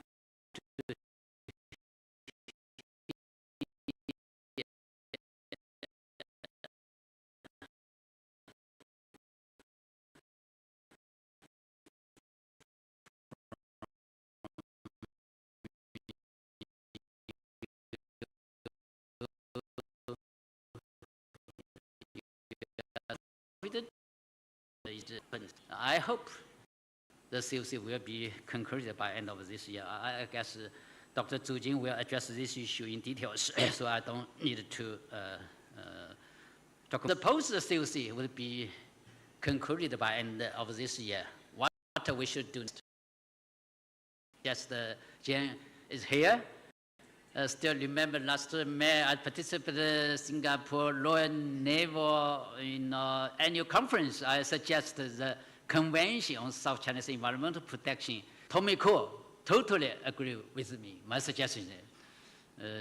He chaired the session. So we learned a good lesson from the neighboring countries in the Mediterranean. 19 countries reached consensus, stimulated the Barcelona Convention to minimize the national claims on the maritime domain and maximize the maritime area for maritime cooperation. So why we countries in South China Sea cannot learn the lessons from those countries? So Environmental Protection Convention in South China Sea. And then finally, we should try our best to build a security architecture covering the South China Sea. Why so many countries concerned or worried about South China Sea situation, whether South China Sea, particularly in the background of the war between United States, Israel, and Iran, concerned about South China Sea situation, the safety of freedom of navigation in South China Sea. If we eventually establish the security architecture, I don't think those countries still worried about the South China Sea peace and stability. And finally, only realized demilitarization in the South China Sea can we reach the goal China initiated to build the South China Sea as a sea of peace, sea of friendship, the sea of cooperation. Demilitarization is the final goal. So thank you very much. Stop here. Thank you, Dr. Wu, for such an enlightening keynote speech. Because according to the agenda, we do not open up Q&A, but fortunately, we might have a little bit of time after all the presentation, like previous panels. If you have any thought-provoking question coming after keynote speech, I suggest just keep it for the time being, and we will move forward for 8 presenters. After that, we might have a little bit of time. And if you have any question directly addressing to Dr. Wu, that would be the occasion we can really discuss further. And I will not repeat what Dr. Wu's in keynote speech addressed. Basically, this is an overarching, very constructive structure for now. Of course, we still have trouble in China. So he suggested that first we need to stabilize the situation, and then we need to find a way to control risk. And further on that, starting or facilitating further dialogue and seeking for possible way for cooperation. So it has already highlighted such a way. And I think the panel 2 comes after the first panel addressing to those geopolitical challenge. And this particular panel will be addressing to more cooperative approach, looking into environmental challenge. So this will be the main thrust of presentation from the panel here. So without further ado, let me first speaker, Mr. Zheng Xiaoming.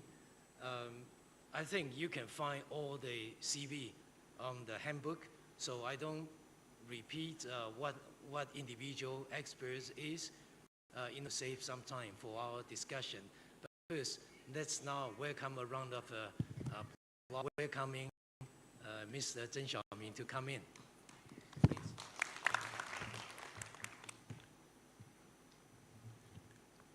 Thank you, Mr. Professor Liu. It's my great pleasure to join all our distinguished scholars from all around the world in today's in-depth discussion on environmental protections, ocean governance, and sustainable development cooperations. regarding the South China Sea. The Southeast Asian countries are good neighbors and very close partners with highly intertwined interests and shared futures. As the countries surrounding the South China Sea, we share the same commitment to promote the regional development, to protect our common home, and to create a better future together through multilateral efforts. And the cross-border and interconnected nature of the ecological and environmental issues require us to jointly explore effects of geopolitical conflict and deepen rich cooperation for future-oriented and sustainable new networks marines in the South China Seas. Everybody knows China is one of the biggest countries in the world, and China in history suffered has been the victim of environmental pollutions, but has been the biggest beneficiaries of the environmental protections in recent years. We are fully aware of the necessities and the urgencies of the marine environmental protection through concrete and collaborative actions with all stakeholders. This is not just a political stance. This is our attitude to protect the ecological systems of China Sea and solid. And China and Hainan province in particular achieved a notable result in this regard. For example, in joint scientific research in 2024, the vessel Explorer 1 carried the submersible named Striver and found in Indonesia deep sea scientific expeditions with Java Train. Conservation, the South Institute of Technologies of the Academy of Science has been working with institutions including the National University of Design and University of Technology Malaysia on large-scale breeding ecological conservation technologies for clams. Now, more than thousands and thousands of the clams have been transplanted and released in Zhizhou Island waters near Sanya and the Luhuitou coral reef protected area, and the demonstration zones for the underwater nursery-based marine ranch have been established. To the capacity buildings, the China-Indonesia Center for Oceans and Climate was launched in 2010 with a joint marine observation station set up in Padang Island of Indonesia. Under the mechanism of the China-Philippine Joint Committee on Fisheries, China has since 2017 provided technical training to more than 100 Filipino fishery practitioners. Since 2019, the South China Sea Regional Tsunami Advisory Center has provided round-the-clock warning services to 9 neighboring countries and some kind of a Pacific island. At the same time, China and Hainan are working relentlessly for more institutional support for regional environment corporations. Everybody, without the institutional support, there will be no prediction, no transparency, and no consistency in terms of the international corporations in these fields. And under the framework of the fully and effective implementing the Declaration on the Conduct of the Parties in the South China Sea, the DOC, the China and ASEAN countries, as Dr. Wu mentioned, have not only maintained close cooperation, but also actively advanced consultations on the Code of Conduct in the South China Sea, with a view to formulate regional rules conducive to peace and stability in these areas. We also got another institutional, maybe semi-institutional arrangement like the Plan of Action to implementing the ASEAN-China Comprehensive Strategic Partnerships. And we also, as everybody know, last year we also established a kind of symposiums on the global relations and operation governance institution, blue card internal blue research centers. This platform to be very, very fruitful. I know many of the scholars presenting today have already attended last year's sessions of the symposiums. And during that, at the end of it, the provincial department of the Ocean announced 10 to the outside. Because time is out, my suggestion, how to say, just give me one minute. My suggestion to the further next cooperation will be the first, strengthening our maritime ecological and environmental monitoring and early warning, and the second, we should deepen joint protection of typical marine ecosystems, and third, advanced cooperations on marine plastic reductions and pollution controls, and fourth, strengthening cooperations in cultivating talent for governance. Last but not least, I think the fishery sector, I think we should discuss more about conservations like the fishing moratoriums, and finally, that's all. That's all the point I would like to mention. Thank you for your patience. Thank you very much. I know every one of the presenters has a lot to offer, but just directly straight into the key. So then we will come back later.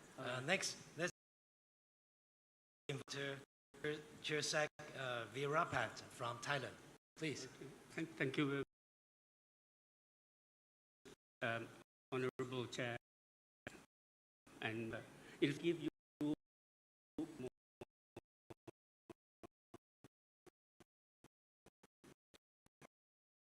my time. So stop me not going to give pressure on myself. To the organizing committee for making the dialogues possible. It's not easy for you to gather like this, and I think in the near future you will get more people from different countries.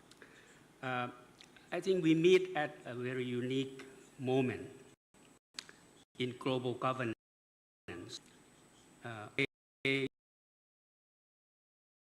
But not the advancement I mentioned, artificial intelligence. Singapore, you have national strategy based on AI. Okay, so this is it's even more increasing on us.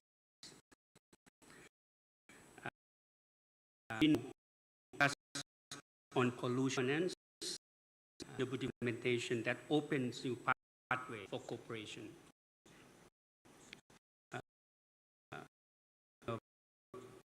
This aging, so including myself, should be Congress, and then the China ASEAN 10 years ago, and today, so several years already, but I still seeing my friends, Professor van der Swak, for example. Okay, in this global context, South China Sea both strategically vital and environmentally vulnerable. My core argument is that marine environmental protection is not a peripheral concern. It is the most practical, political feasible entry point for enhancing trust and cooperation in the South China Sea while aligning the broader global cooperation trends. Across this region, we face the same environmental pressures that echo global priorities, namely marine pollution from plastic, oil spills, ecosystem degradation, loss of biodiversity, climate impact, such as sea level rise. These challenges are consistent with the worldwide push highlighted in global engagement this year to address pollution, climate risk, and planetary threats as urgent common interests. They cross boundary and political lines, making them fertile ground for cooperation. Environment cooperation differs from other South China Sea issues in three key ways. First, it carries lower political sensitivity than sovereignty issues. Second, it is science-based and evidence-driven, aligning with global governance trends. Third, it delivers mutual benefits that improve livelihoods and resilience. This makes it not only regional practical, but globally relevant as a confidence-building mechanism. ASEAN experience in joint research, shared environmental assessment, coordinated fisheries management, oil spill preparedness response, call for collaborative implementation.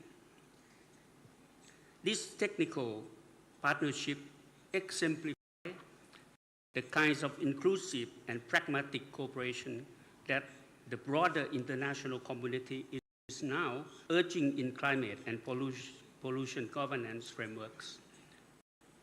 Thailand and ASEAN aim to facilitate cooperation on these terms. I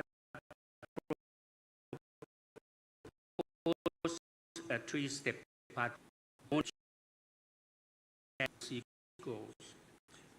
Coordinate environmental management, such as harmonized pollution response. Third, institutionalize governance, but build and cooperation instead of abstract.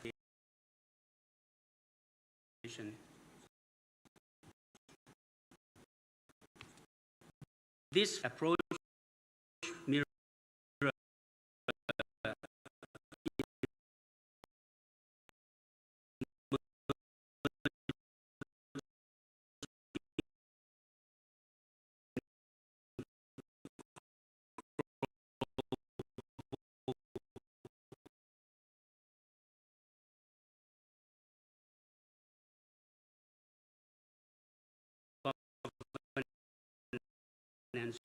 model that prioritize implementation and over it.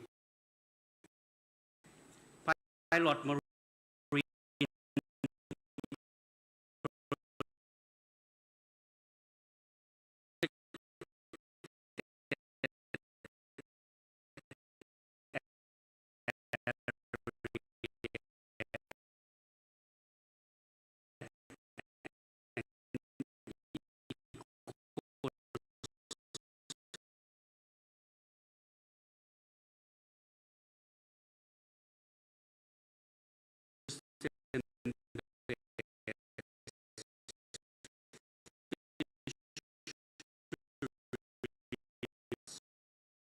so themselves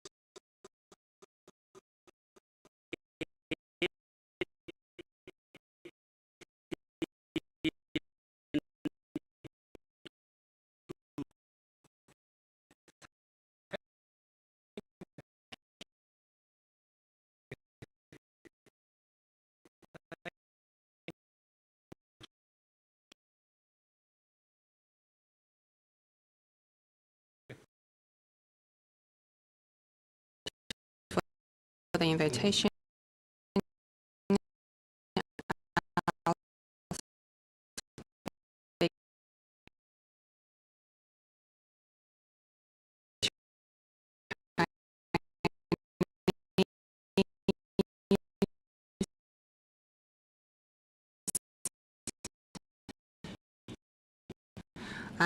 have the maritime serving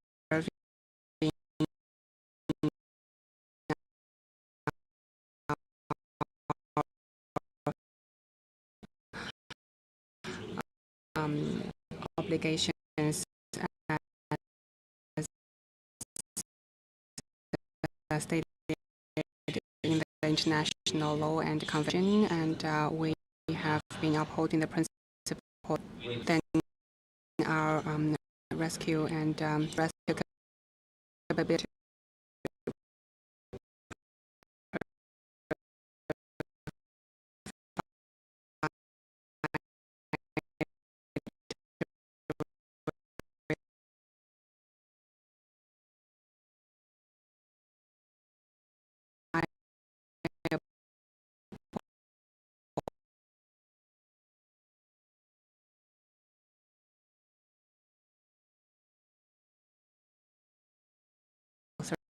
service of security guided the crew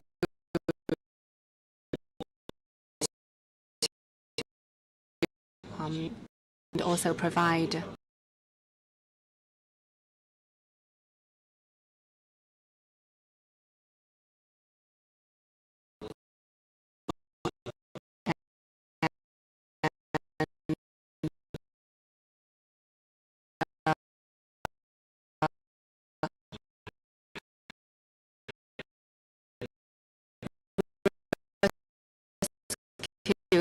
the crew after 9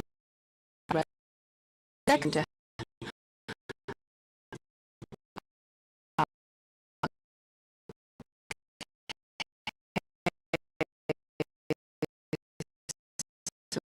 Was the multinational company.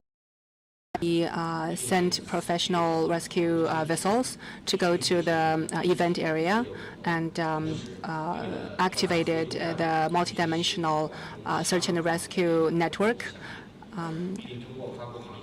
and also launched a multinational rescue effort. During that time, a number of foreign vessels responded to our call and jointly carried out the search and rescue efforts, and eventually we successfully rescued all the 17 crew members. And this operation was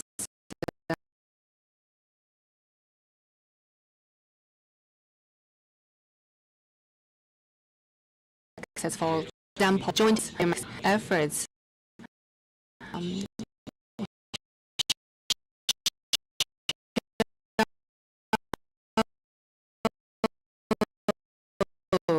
how much progress of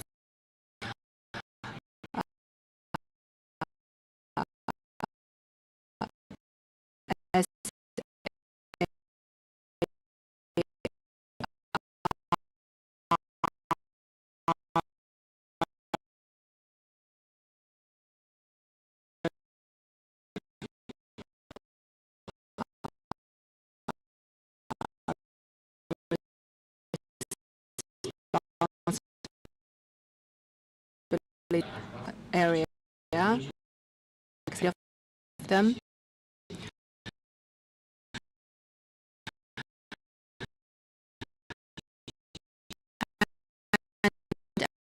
At the time we face challenges, warning, risk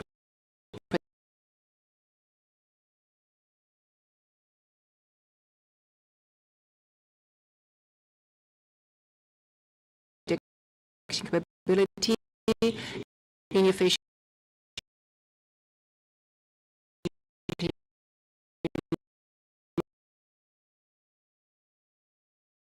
sensitive area we present. And secondly, the joint initiative is wanted to information sharing platform in order to secure the critical time window for search and rescue efforts. And the third initiative is to combine technology sharing with joint exercises. we recommend that regional countries should conduct joint research on SAR technologies and equipment, and we should conduct experience sharing and professional exchanges, as well as multinational SAR exercises and training, so that we can elevate the search and rescue capabilities across the region. And also the fourth initiative is to strengthen humanitarian cooperation. And we want to call upon all countries to uphold the principle of life first, and that maritime rescue is without borders. And we at the administration is willing to join hands with all regional countries to deepen regional SAR cooperation, safeguard global shipping safety, and promote peace, cooperation, and friendship in the South China Sea. Thank you very much.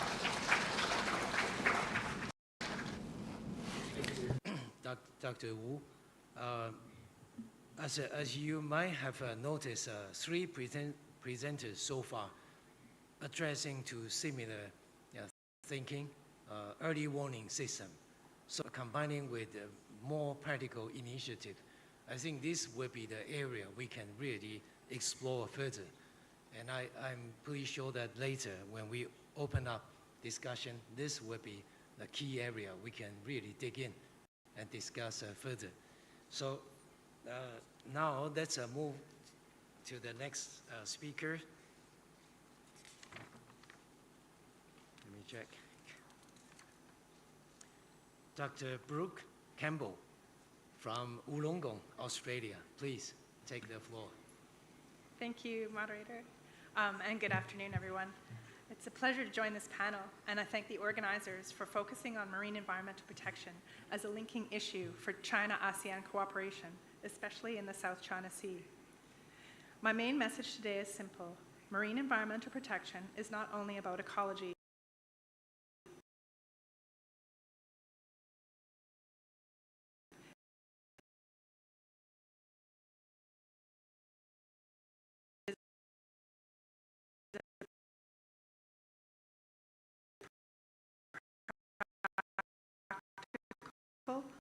low-risk way operation, reduce risks,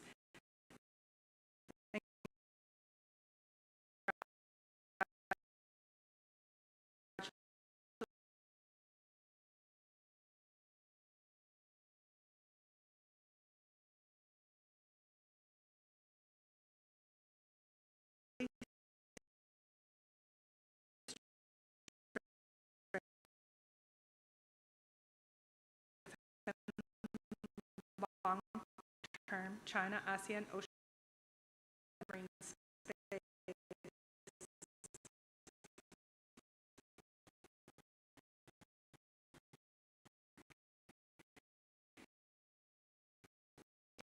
It supports the core building measures are technical, science-based, practical, and low politics forms of cooperation that focus on shared risk reduction.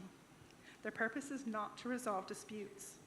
Instead, these measures help to reduce uncertainty between parties, lower shared environmental and economic vulnerabilities, increase process and information transparency, and build predictable cooperation habits through regular technical interactions.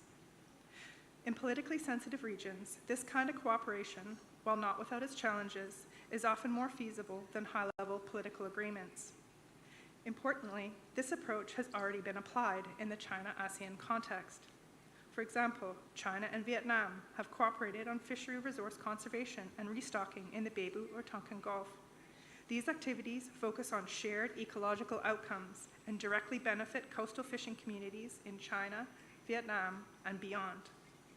Another example is joint marine scientific research and data exchanges conducted under the framework of the ASEAN-China DOC, including cooperation on biodiversity surveys and oceanographic observation. We have also heard many other great marine scientific cooperation examples from Dr. Tao. We also see China-ASEAN bilateral marine and climate research laboratories, such as with Thailand and Indonesia, which support long-term scientific collaboration and regular technical exchange. These examples show that incremental technically focused environmental cooperation is both feasible and politically acceptable in the South China Sea region. My second core idea is the value of a blue economy framing. This framing connects environmental protection directly to economic outcomes. Healthy ecosystems support more stable fisheries harvests, more predictable shipping routes, more resilient tourism sectors, and long-term investment confidence. Seen this way, environmental protection becomes essential economic infrastructure, not a secondary issue. This framing makes cooperation more politically feasible because the economic and environmental benefits of doing so are shared, visible, and practical. We've heard this message echoed already in many of this afternoon's talks. My third point is that future environmental cooperation between China and ASEAN states does not start from zero. It builds from an existing base. What I mean by this is that China and ASEAN already have functioning, precedent-setting cooperation in marine environmental protection at the technical and institutional level. For example, the ASEAN-China Environmental Cooperation Center and Environmental Information Sharing Platform, as well as the Framework Environmental Cooperation Strategy and Action Plan, provide institutional anchors for dialogue, data exchange, and project coordination.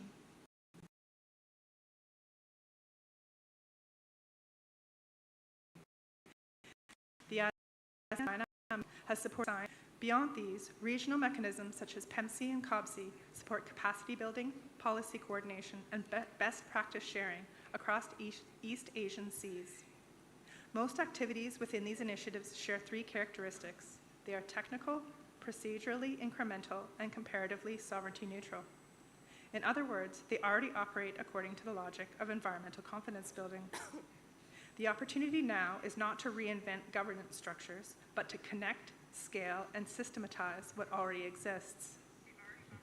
Looking ahead, there is clear space to build on these successes through new and expanding activities like regional marine science and technology collaboration and voluntary data sharing, coordinated oil spill and disaster response exercises and warning mechanisms, furthering blue projects involving ecosystem restoration and carbon credit pilots, and co-developing sustainable blue economic development standards and technical pilot projects. Such projects help deliver goods, reduce shared risks, and support long-term economic resilience for both China and ASEAN states. To conclude, I'll emphasize one final point. Environmental protection demonstrated its value practical China-ASEAN cooperation, science-based and incremental initiatives, marine and environmental protection can functional governance, trust,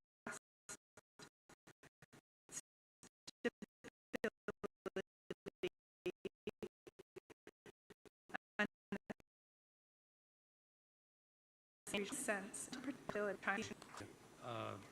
Dr. Campbell, you have put up a very interesting term, environmental confidence building measures, and that is something many are very familiar with, but putting environment in front of CBM is something we need to explore further. So maybe later we would like you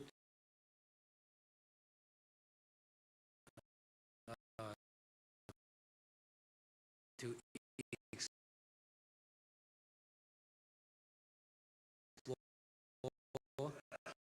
interpret it from here, and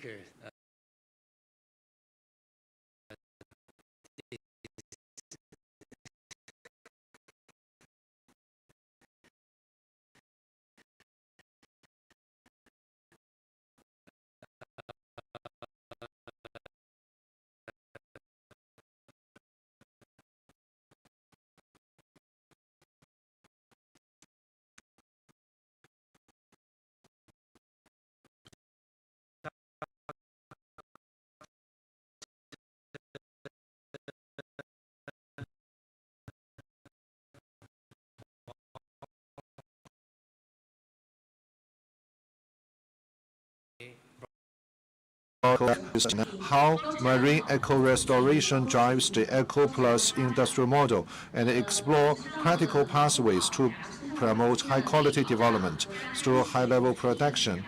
We all know that the protection of marine eco-environment plays an irreplaceable role in safeguarding national eco-security, promoting sustainable marine development, achieving harmonious coexistence between humans and the ocean.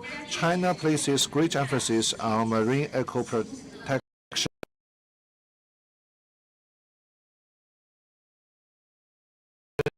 and the restoration, with particular high for the people.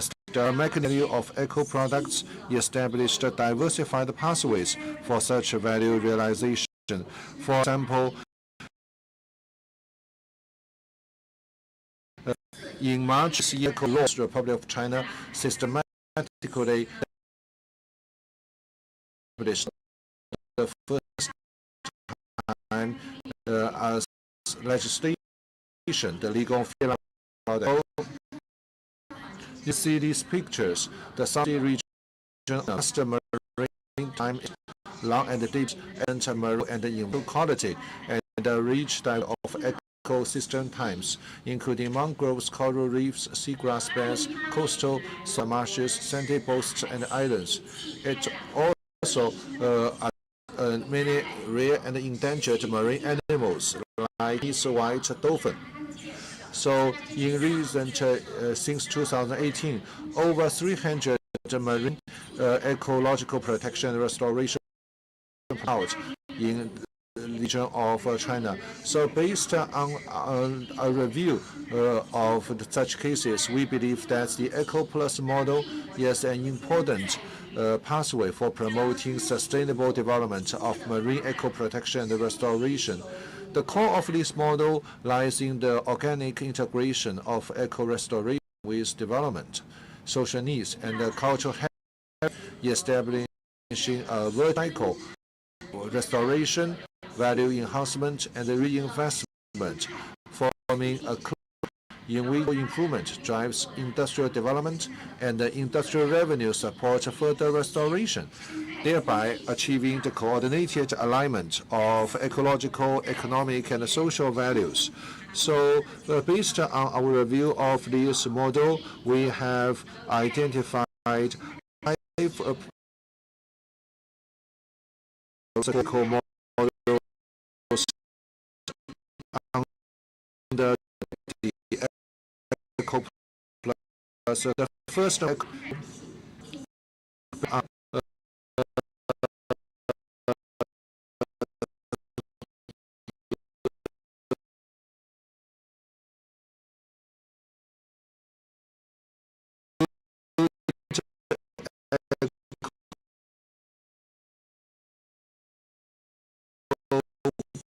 tourism the Ocean State were hosted in 2022. 2 lagoons received 1.66 million visitors, generating nearly 1 billion yuan in tourism revenue. The second model is the so-called Eco Plus culture model. For example, we take the Nan'ao County in Shantou of Guangdong Province. It is driven by the Blue Bay Restoration Project, organically integrate the restored high-quality ecology with revolutionary culture. We also leverage the maritime Silk Road culture and marine culture, building a cultural tourism brand, so that we have regular monthly and seasonal events. So this place actually has become a popular tourism destination. Last year, 2 years ago, 2024, the county collected over 10 million, received more than 10 million visitors, total exceeding 4 billion. The third model is the Eco Plus public welfare model. This model can be found on the Weizhou Island in Guangxi, based on coral reefs restoration. Social welfare organizations and peer associations were brought together to carry activities such as 100-person coral planting, eco-friendly tidal flat collect, and beach cleanups. So this approach has not only raised wealth conservation, but also advanced market-oriented development of eco products. model is the Eco Carbon Sink model. In 2019, Zhejiang City, Guangdong Province, developed a carbon sinks generated from 380 hectares of mangroves into China's first mangrove carbon sink project. In 2021, an environmental foundation purchased those carbon sinks, and the proceeds of 388,000 yuan were reinvested in mangrove eco-restoration as a pioneer for a sustainable path, featuring using carbon credits to support mangrove conservation. The fifth and last model is the Eco Plus Specialty Industry model. This model can be found also in Hainan, Laoshi Village in Danzhou, Hainan, actively explored integrated rural development from shrimp pond aquaculture towards eco ponds and comprehensive utilization of salt pans. Following environmental improvements, the traditional salt-making industry has attracted large numbers of visitors and produced approximately 20,000 kilograms of salt per month. So, dear guests, the South China Sea is our common home, and the eco-governance represents our greatest shared aspiration. I have 3 observations based on these 5 models under one framework. First, we can jointly establish a regional eco-restoration network. It is recommended that coastal states establish joint monitoring and restoration mechanisms in areas such as coral reefs, mangroves, and sea turtle protection. Second, we can jointly develop rules for realizing eco-value. We can explore regional cooperation mechanisms such as cross-border blue carbon trading and eco-compensation to realize eco-product value as a new engine for regional green growth. And my third observation is that we can jointly promote people-to-people exchanges and scientific cooperation. We can support research institutions, environmental organizations, and youth groups in conducting joint research, voluntary actions, and cultural dialogues, thereby strengthening the public support for our endeavor. Let us use the eco model as a bridge to jointly safeguard this blue space, build a shared eco community in the South China Sea. Thank you.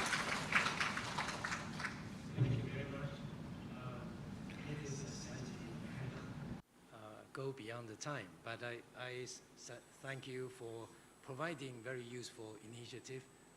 We should definitely discuss later on. Let's now invite Professor Wang Guanxiong from Taiwan, presenting maritime environment protection. Professor Wang, please. Okay, thank you. Thank you, Chairman Professor Liu. Good afternoon, ladies and gentlemen.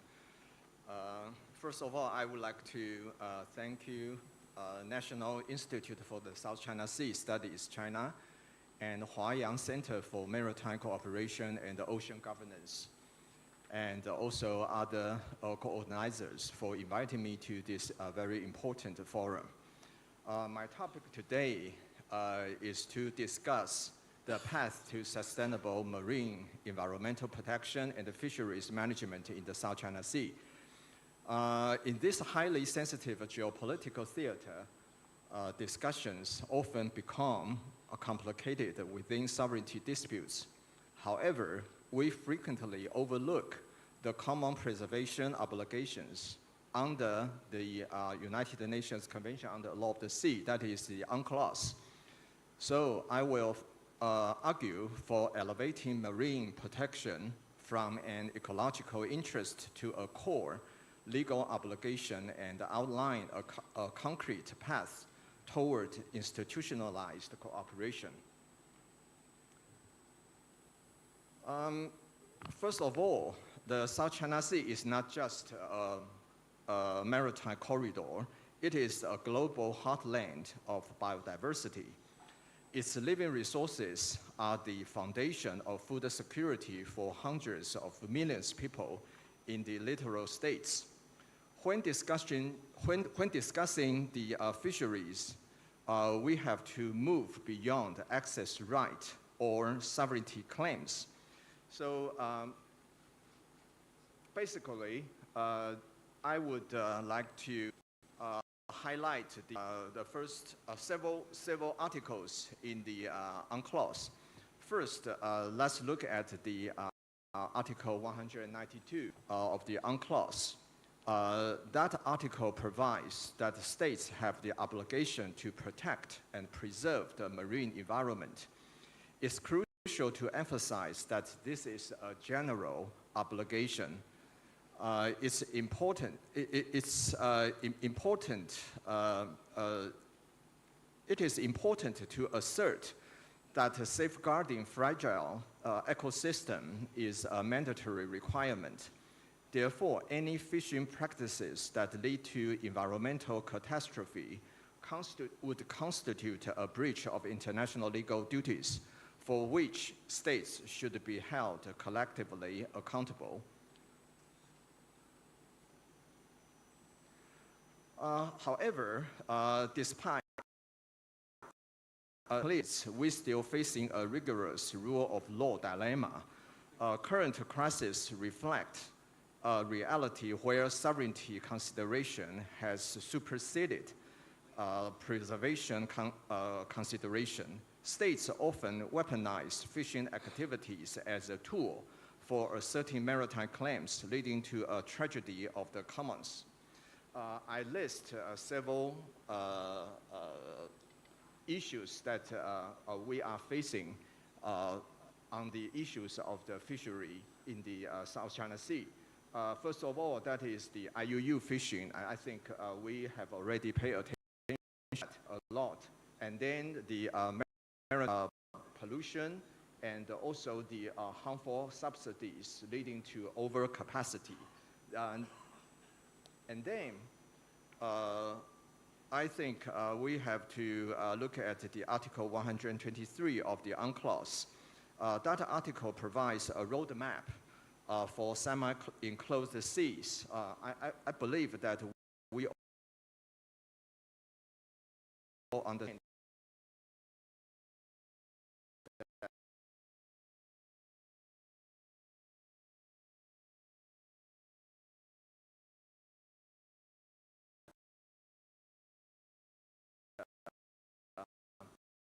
the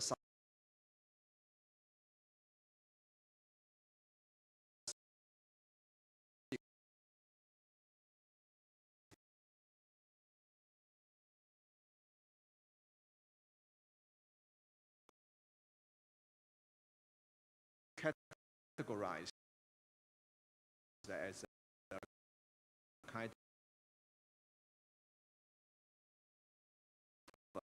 of semi-enclosed sea. And the tax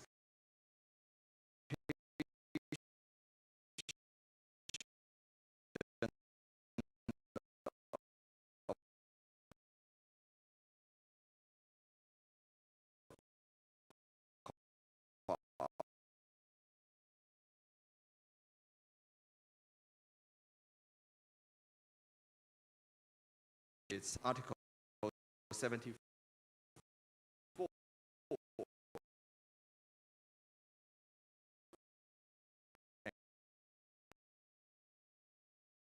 And the Article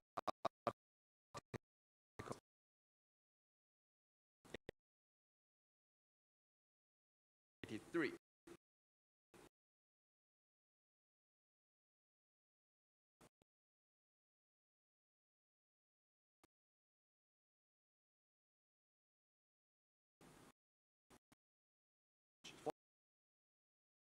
Have assigned to catch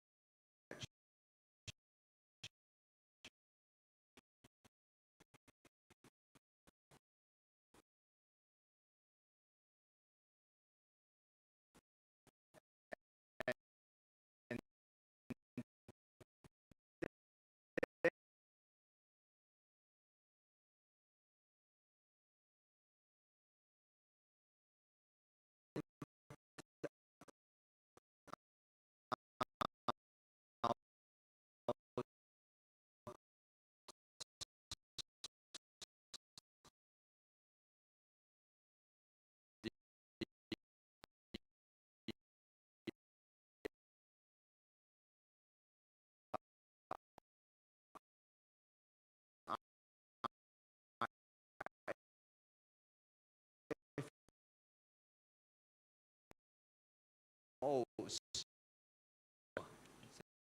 Thank you.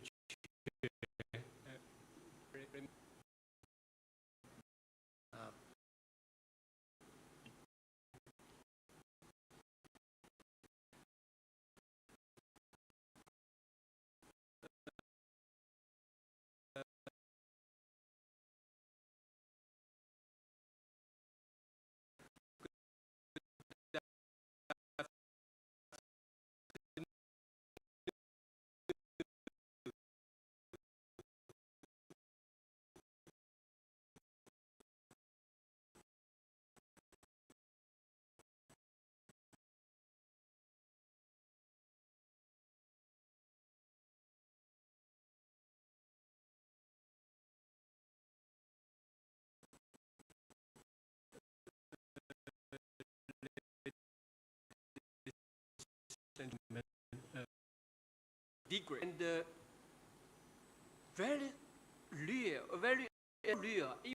maybe I'm to exaggerate a little bit. Progress is made. Why?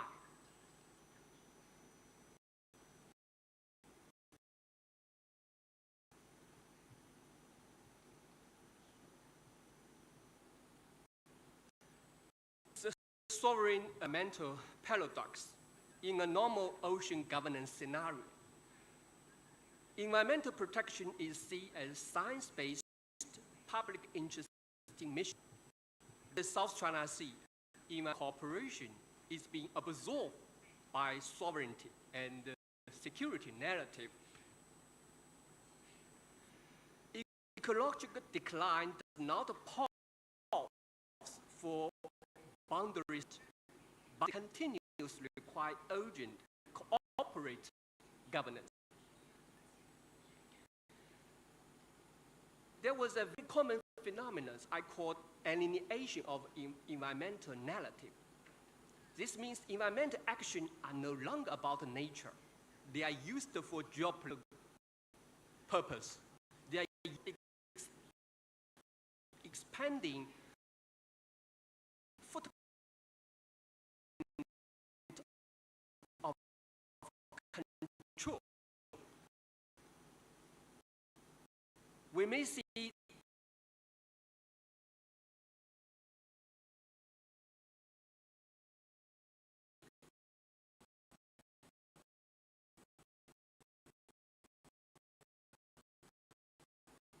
there was a dual reversible biological biodiversity loss. Trust erosion, cooperation become harder.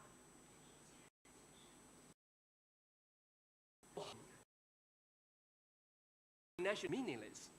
This is not a PR problem. This is a government failure. It is a structural risk. Action does not stated goals. This essential alienation, essential is geopolitical, is for political purpose. The cover is environmental. So we clearly find that there was a very theoretical dilemma: sovereignty versus environmental.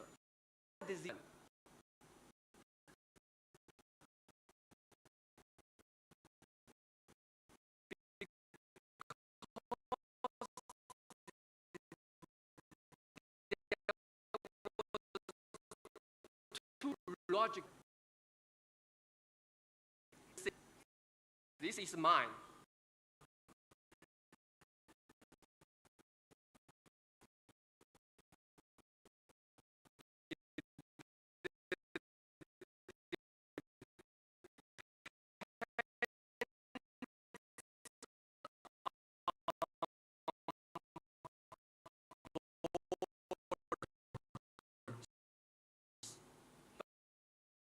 The dentist, we need a new way.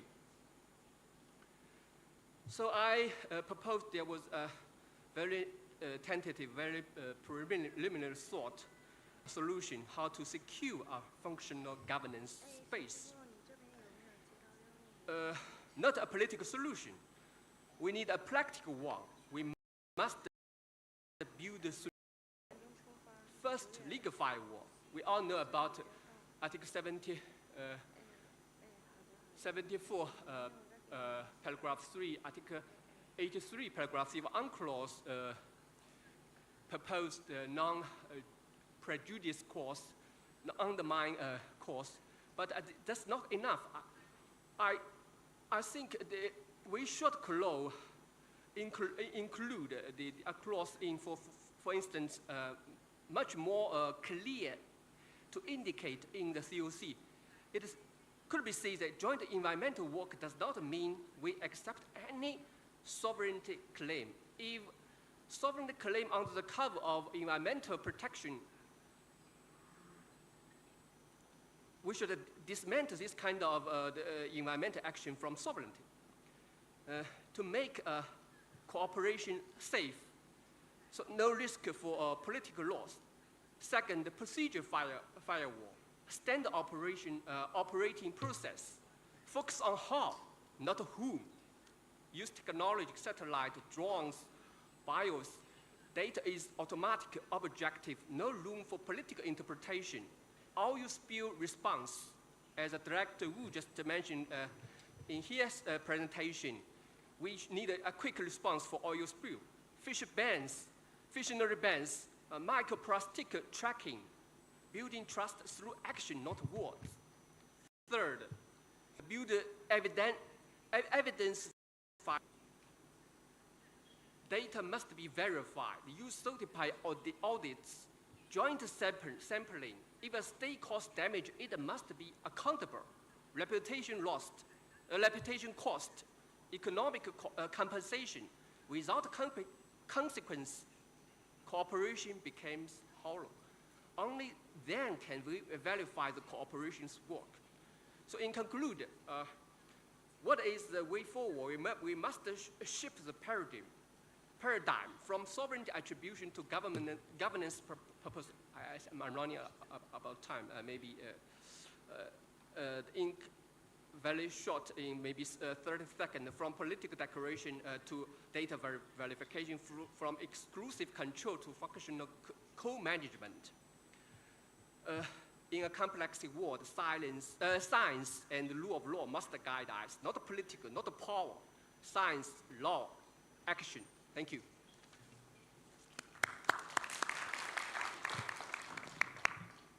Thank you very much, Zhihua. You have provided something very interesting. I thought that maybe DOC for the last some years, this is the system. So maybe we should put more efforts onto what you have suggested further. So let's now invite today's final speaker, Professor Wang Jinpeng. Please. Thanks, Chair. It's a great honor to join this panel.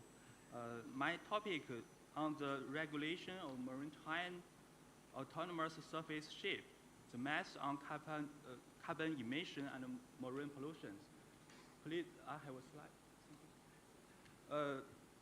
According to the IMO, the mass are vessels cooperating independently in debate to varying degree without human interaction. The IMO classified mass into 4 levels based on the degree of autonomy, ranging from partly autonomy with crew on aboard and to fully autonomy with no human interventions.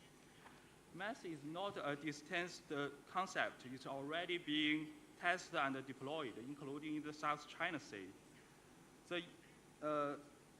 However, current legal regulations are designed for traditional crewed vessels, and methods introduce regulatory gaps due to its autonomous operations, clean energy performance, and absence of abroad crew. So, first from the carbon emission control. The international framework for carbon emission control and shipping emission control have evolved over decades, including the Kyoto Practical and Paris Agreement. And based on those, I'm pledged to reduce shipping emission by 20. However, applying those existing measures to mass present several challenges.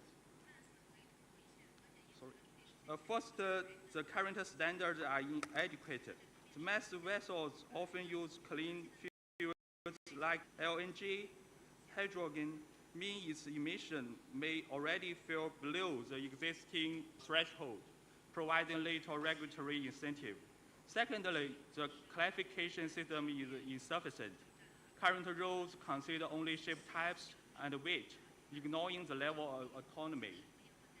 And then for the noisy pollution control, the current legal framework for ship noisy impacts several instruments, including the UNCLOS, the IMO noisy level code, and the IMO underwater noisy guidelines, and also the maritime label conventions. However, significant challenges remain. Even methods that provide a certain advantage in reducing noise. However, without Korean on board, the focus on noisy regulations must from protecting human health to protecting the marine environment and ecosystem. And in addition, different ocean regions host a unique ecosystem with varying level of noisy tolerance, making it extremely difficult to establish the universal standards. Then for the preventing maritime accidents, in this area, the Convention on International Regulations for Protection Collisions at Sea and the International Convention for Safety of Life at Sea play a very important role. However, applying those conventions to methods present distinguished challenges. First, the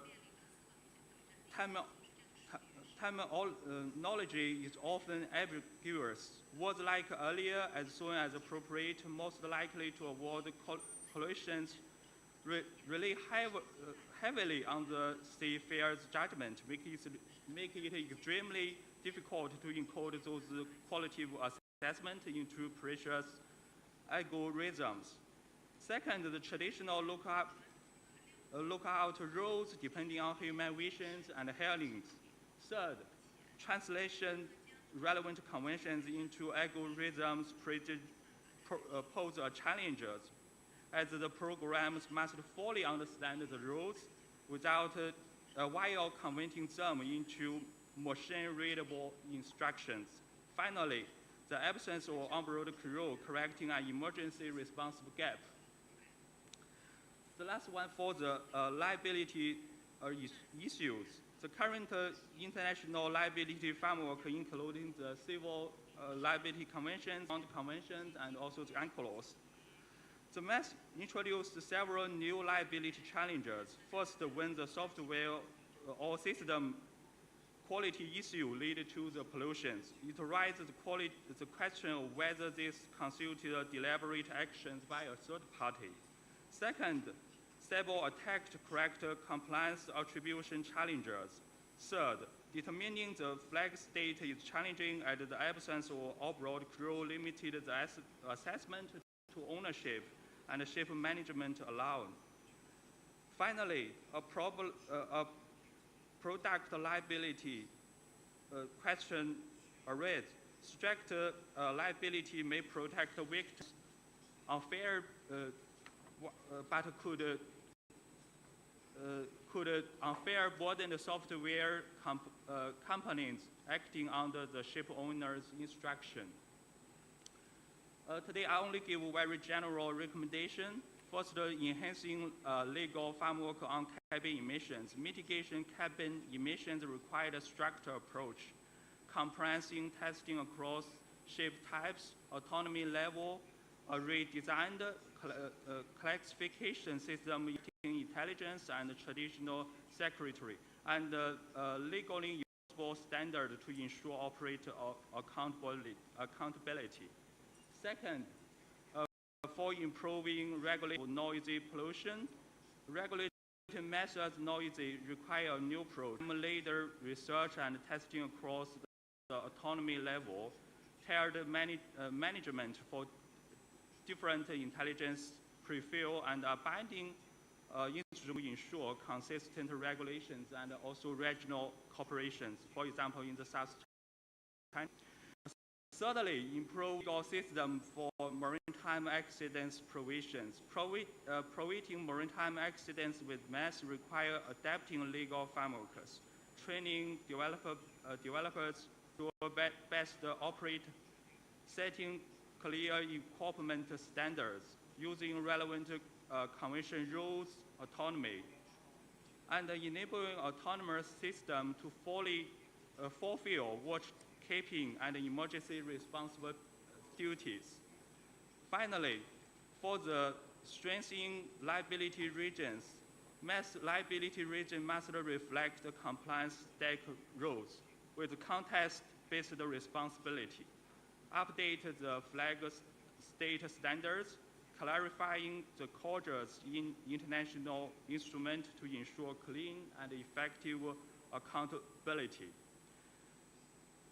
That's all my presentation. Thanks very much for your attention.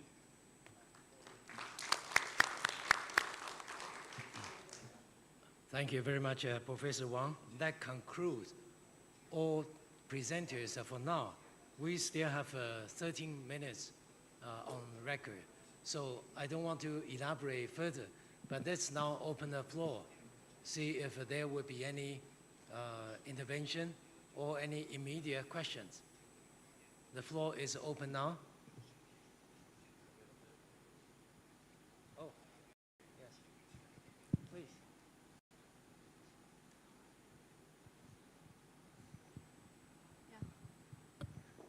Hello. Hi, everybody. I'm Sơn from Vietnam National University, University of Law. Thank you very much for your great presentation. I have two questions. And my first question for Dr. Sao Ming and Dr. Virapat. The question one, how can countries decide data sharing mechanism that ensure transparency in marine environmental protection while addressing concerns about security and sovereignty? And my question is for Professor Dr. Jin Peng. I share and agree with your opinion regarding the challenges that MASTIP is facing.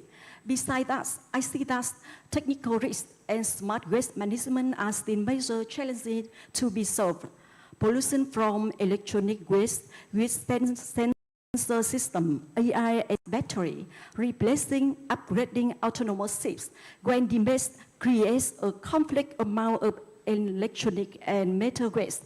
How international law and national law regulate this issue? Thank you. Thank you. Is your question addressing to Dr. Virapat? Was your question addressing to? But unfortunately, he just left. Maybe Professor Wang, you like to take the question for now? Okay, right.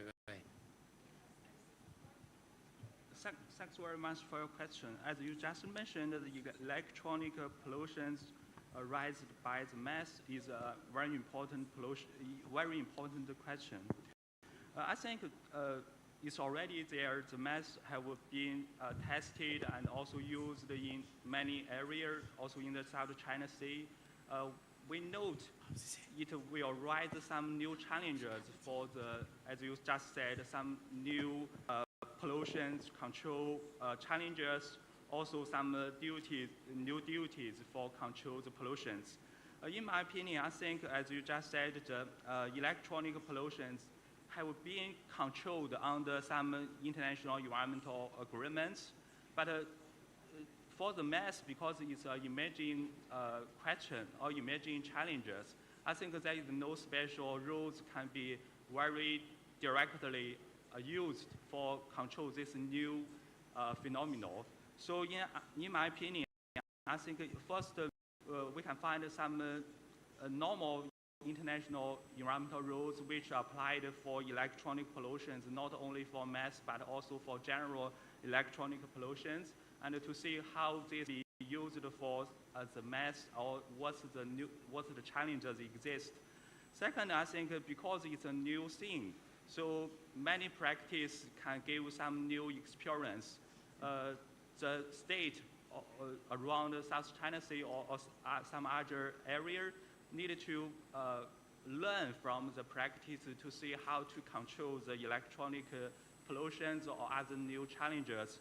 For example, to do some technical tests to learn more from the situation of the ecosystem, to make some soft law first maybe, and then to enhance the international cooperation, to maybe work together to establish or develop some new standards for control the electronic pollutions arising from the methods. That's my answer. Thank you. Thank you. The next one, gentleman over there, please identify yourself. Yes.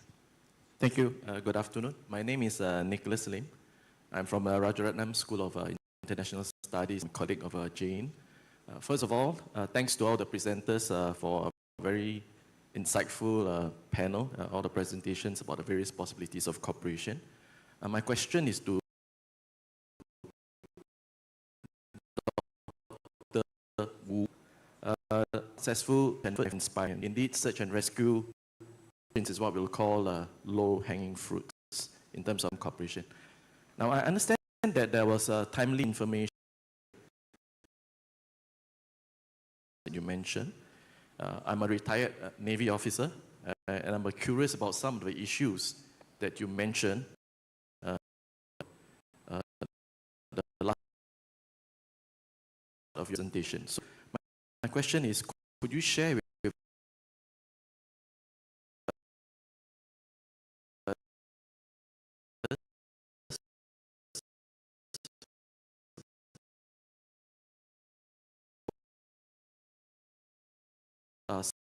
some of the obstacles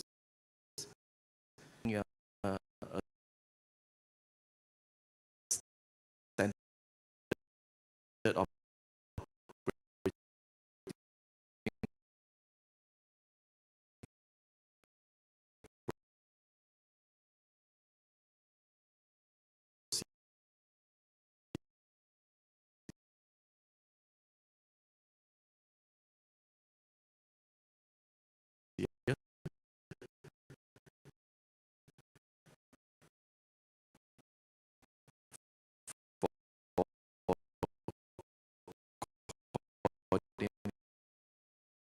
part process. Application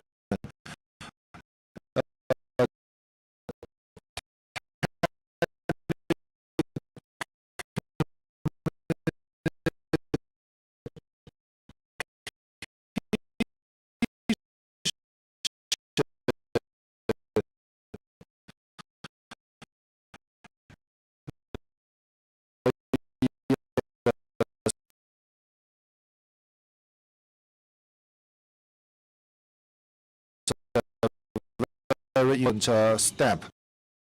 Yes, and our joint exercise with Vietnam yesterday actually was very successful. Actually, it's an important step to implement the agreement signed by the Chinese and the Vietnamese governments. I believe that our cooperation will become more detailed and more concrete, and more countries will be involved. Thank you.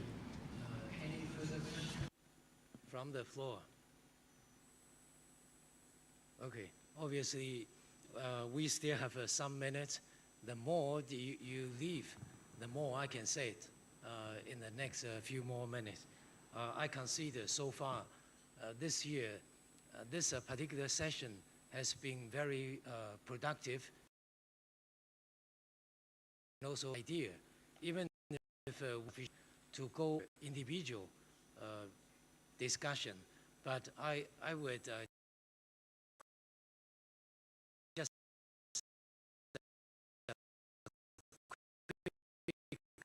point to some we see it as a quickly wrap this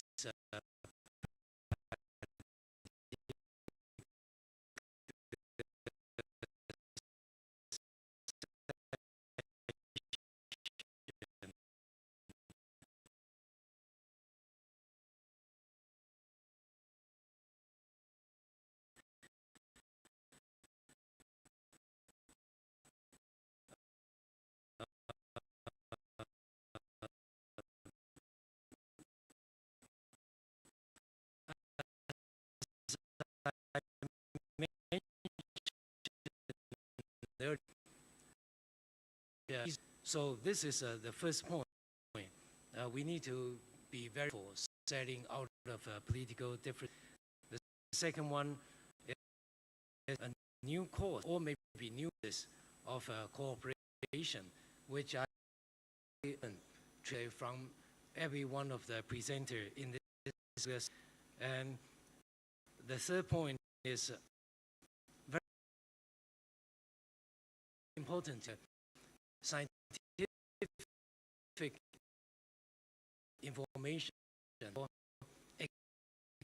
almost of the climate develop particular scientific methods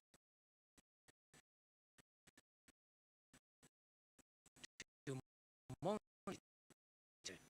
all the information.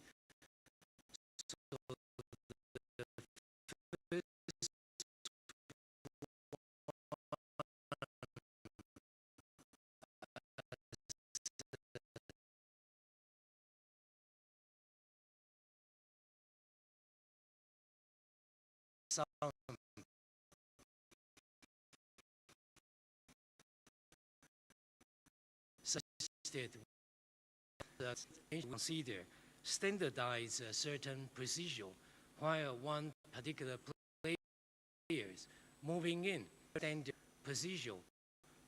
Parties may understand what exactly the other party is acting to. Otherwise, it would be very easily getting into misconception of the intention on the ground.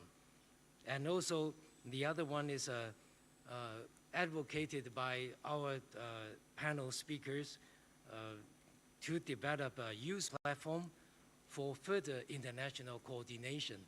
So I have already learned from this particular session, either from protecting environment or ecological protection, and even come to search and rescue, fishery management, and all those actually need in the region develop a useful platform for further coordination.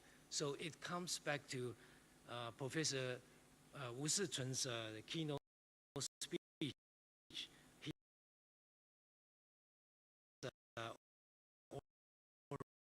already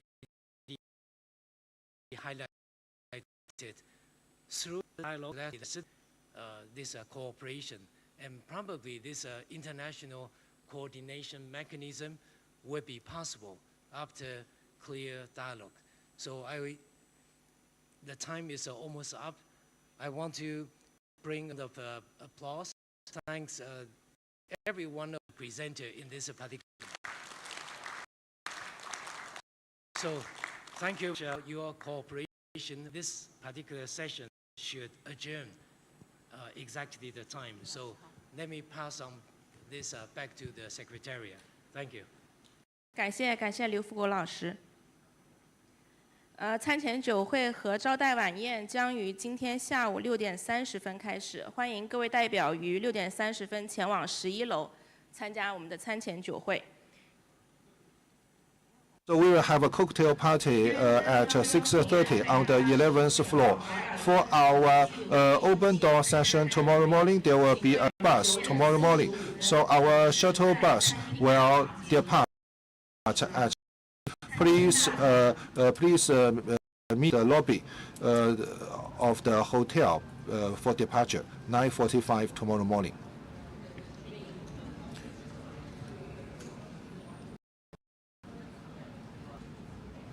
The cocktail reception and welcoming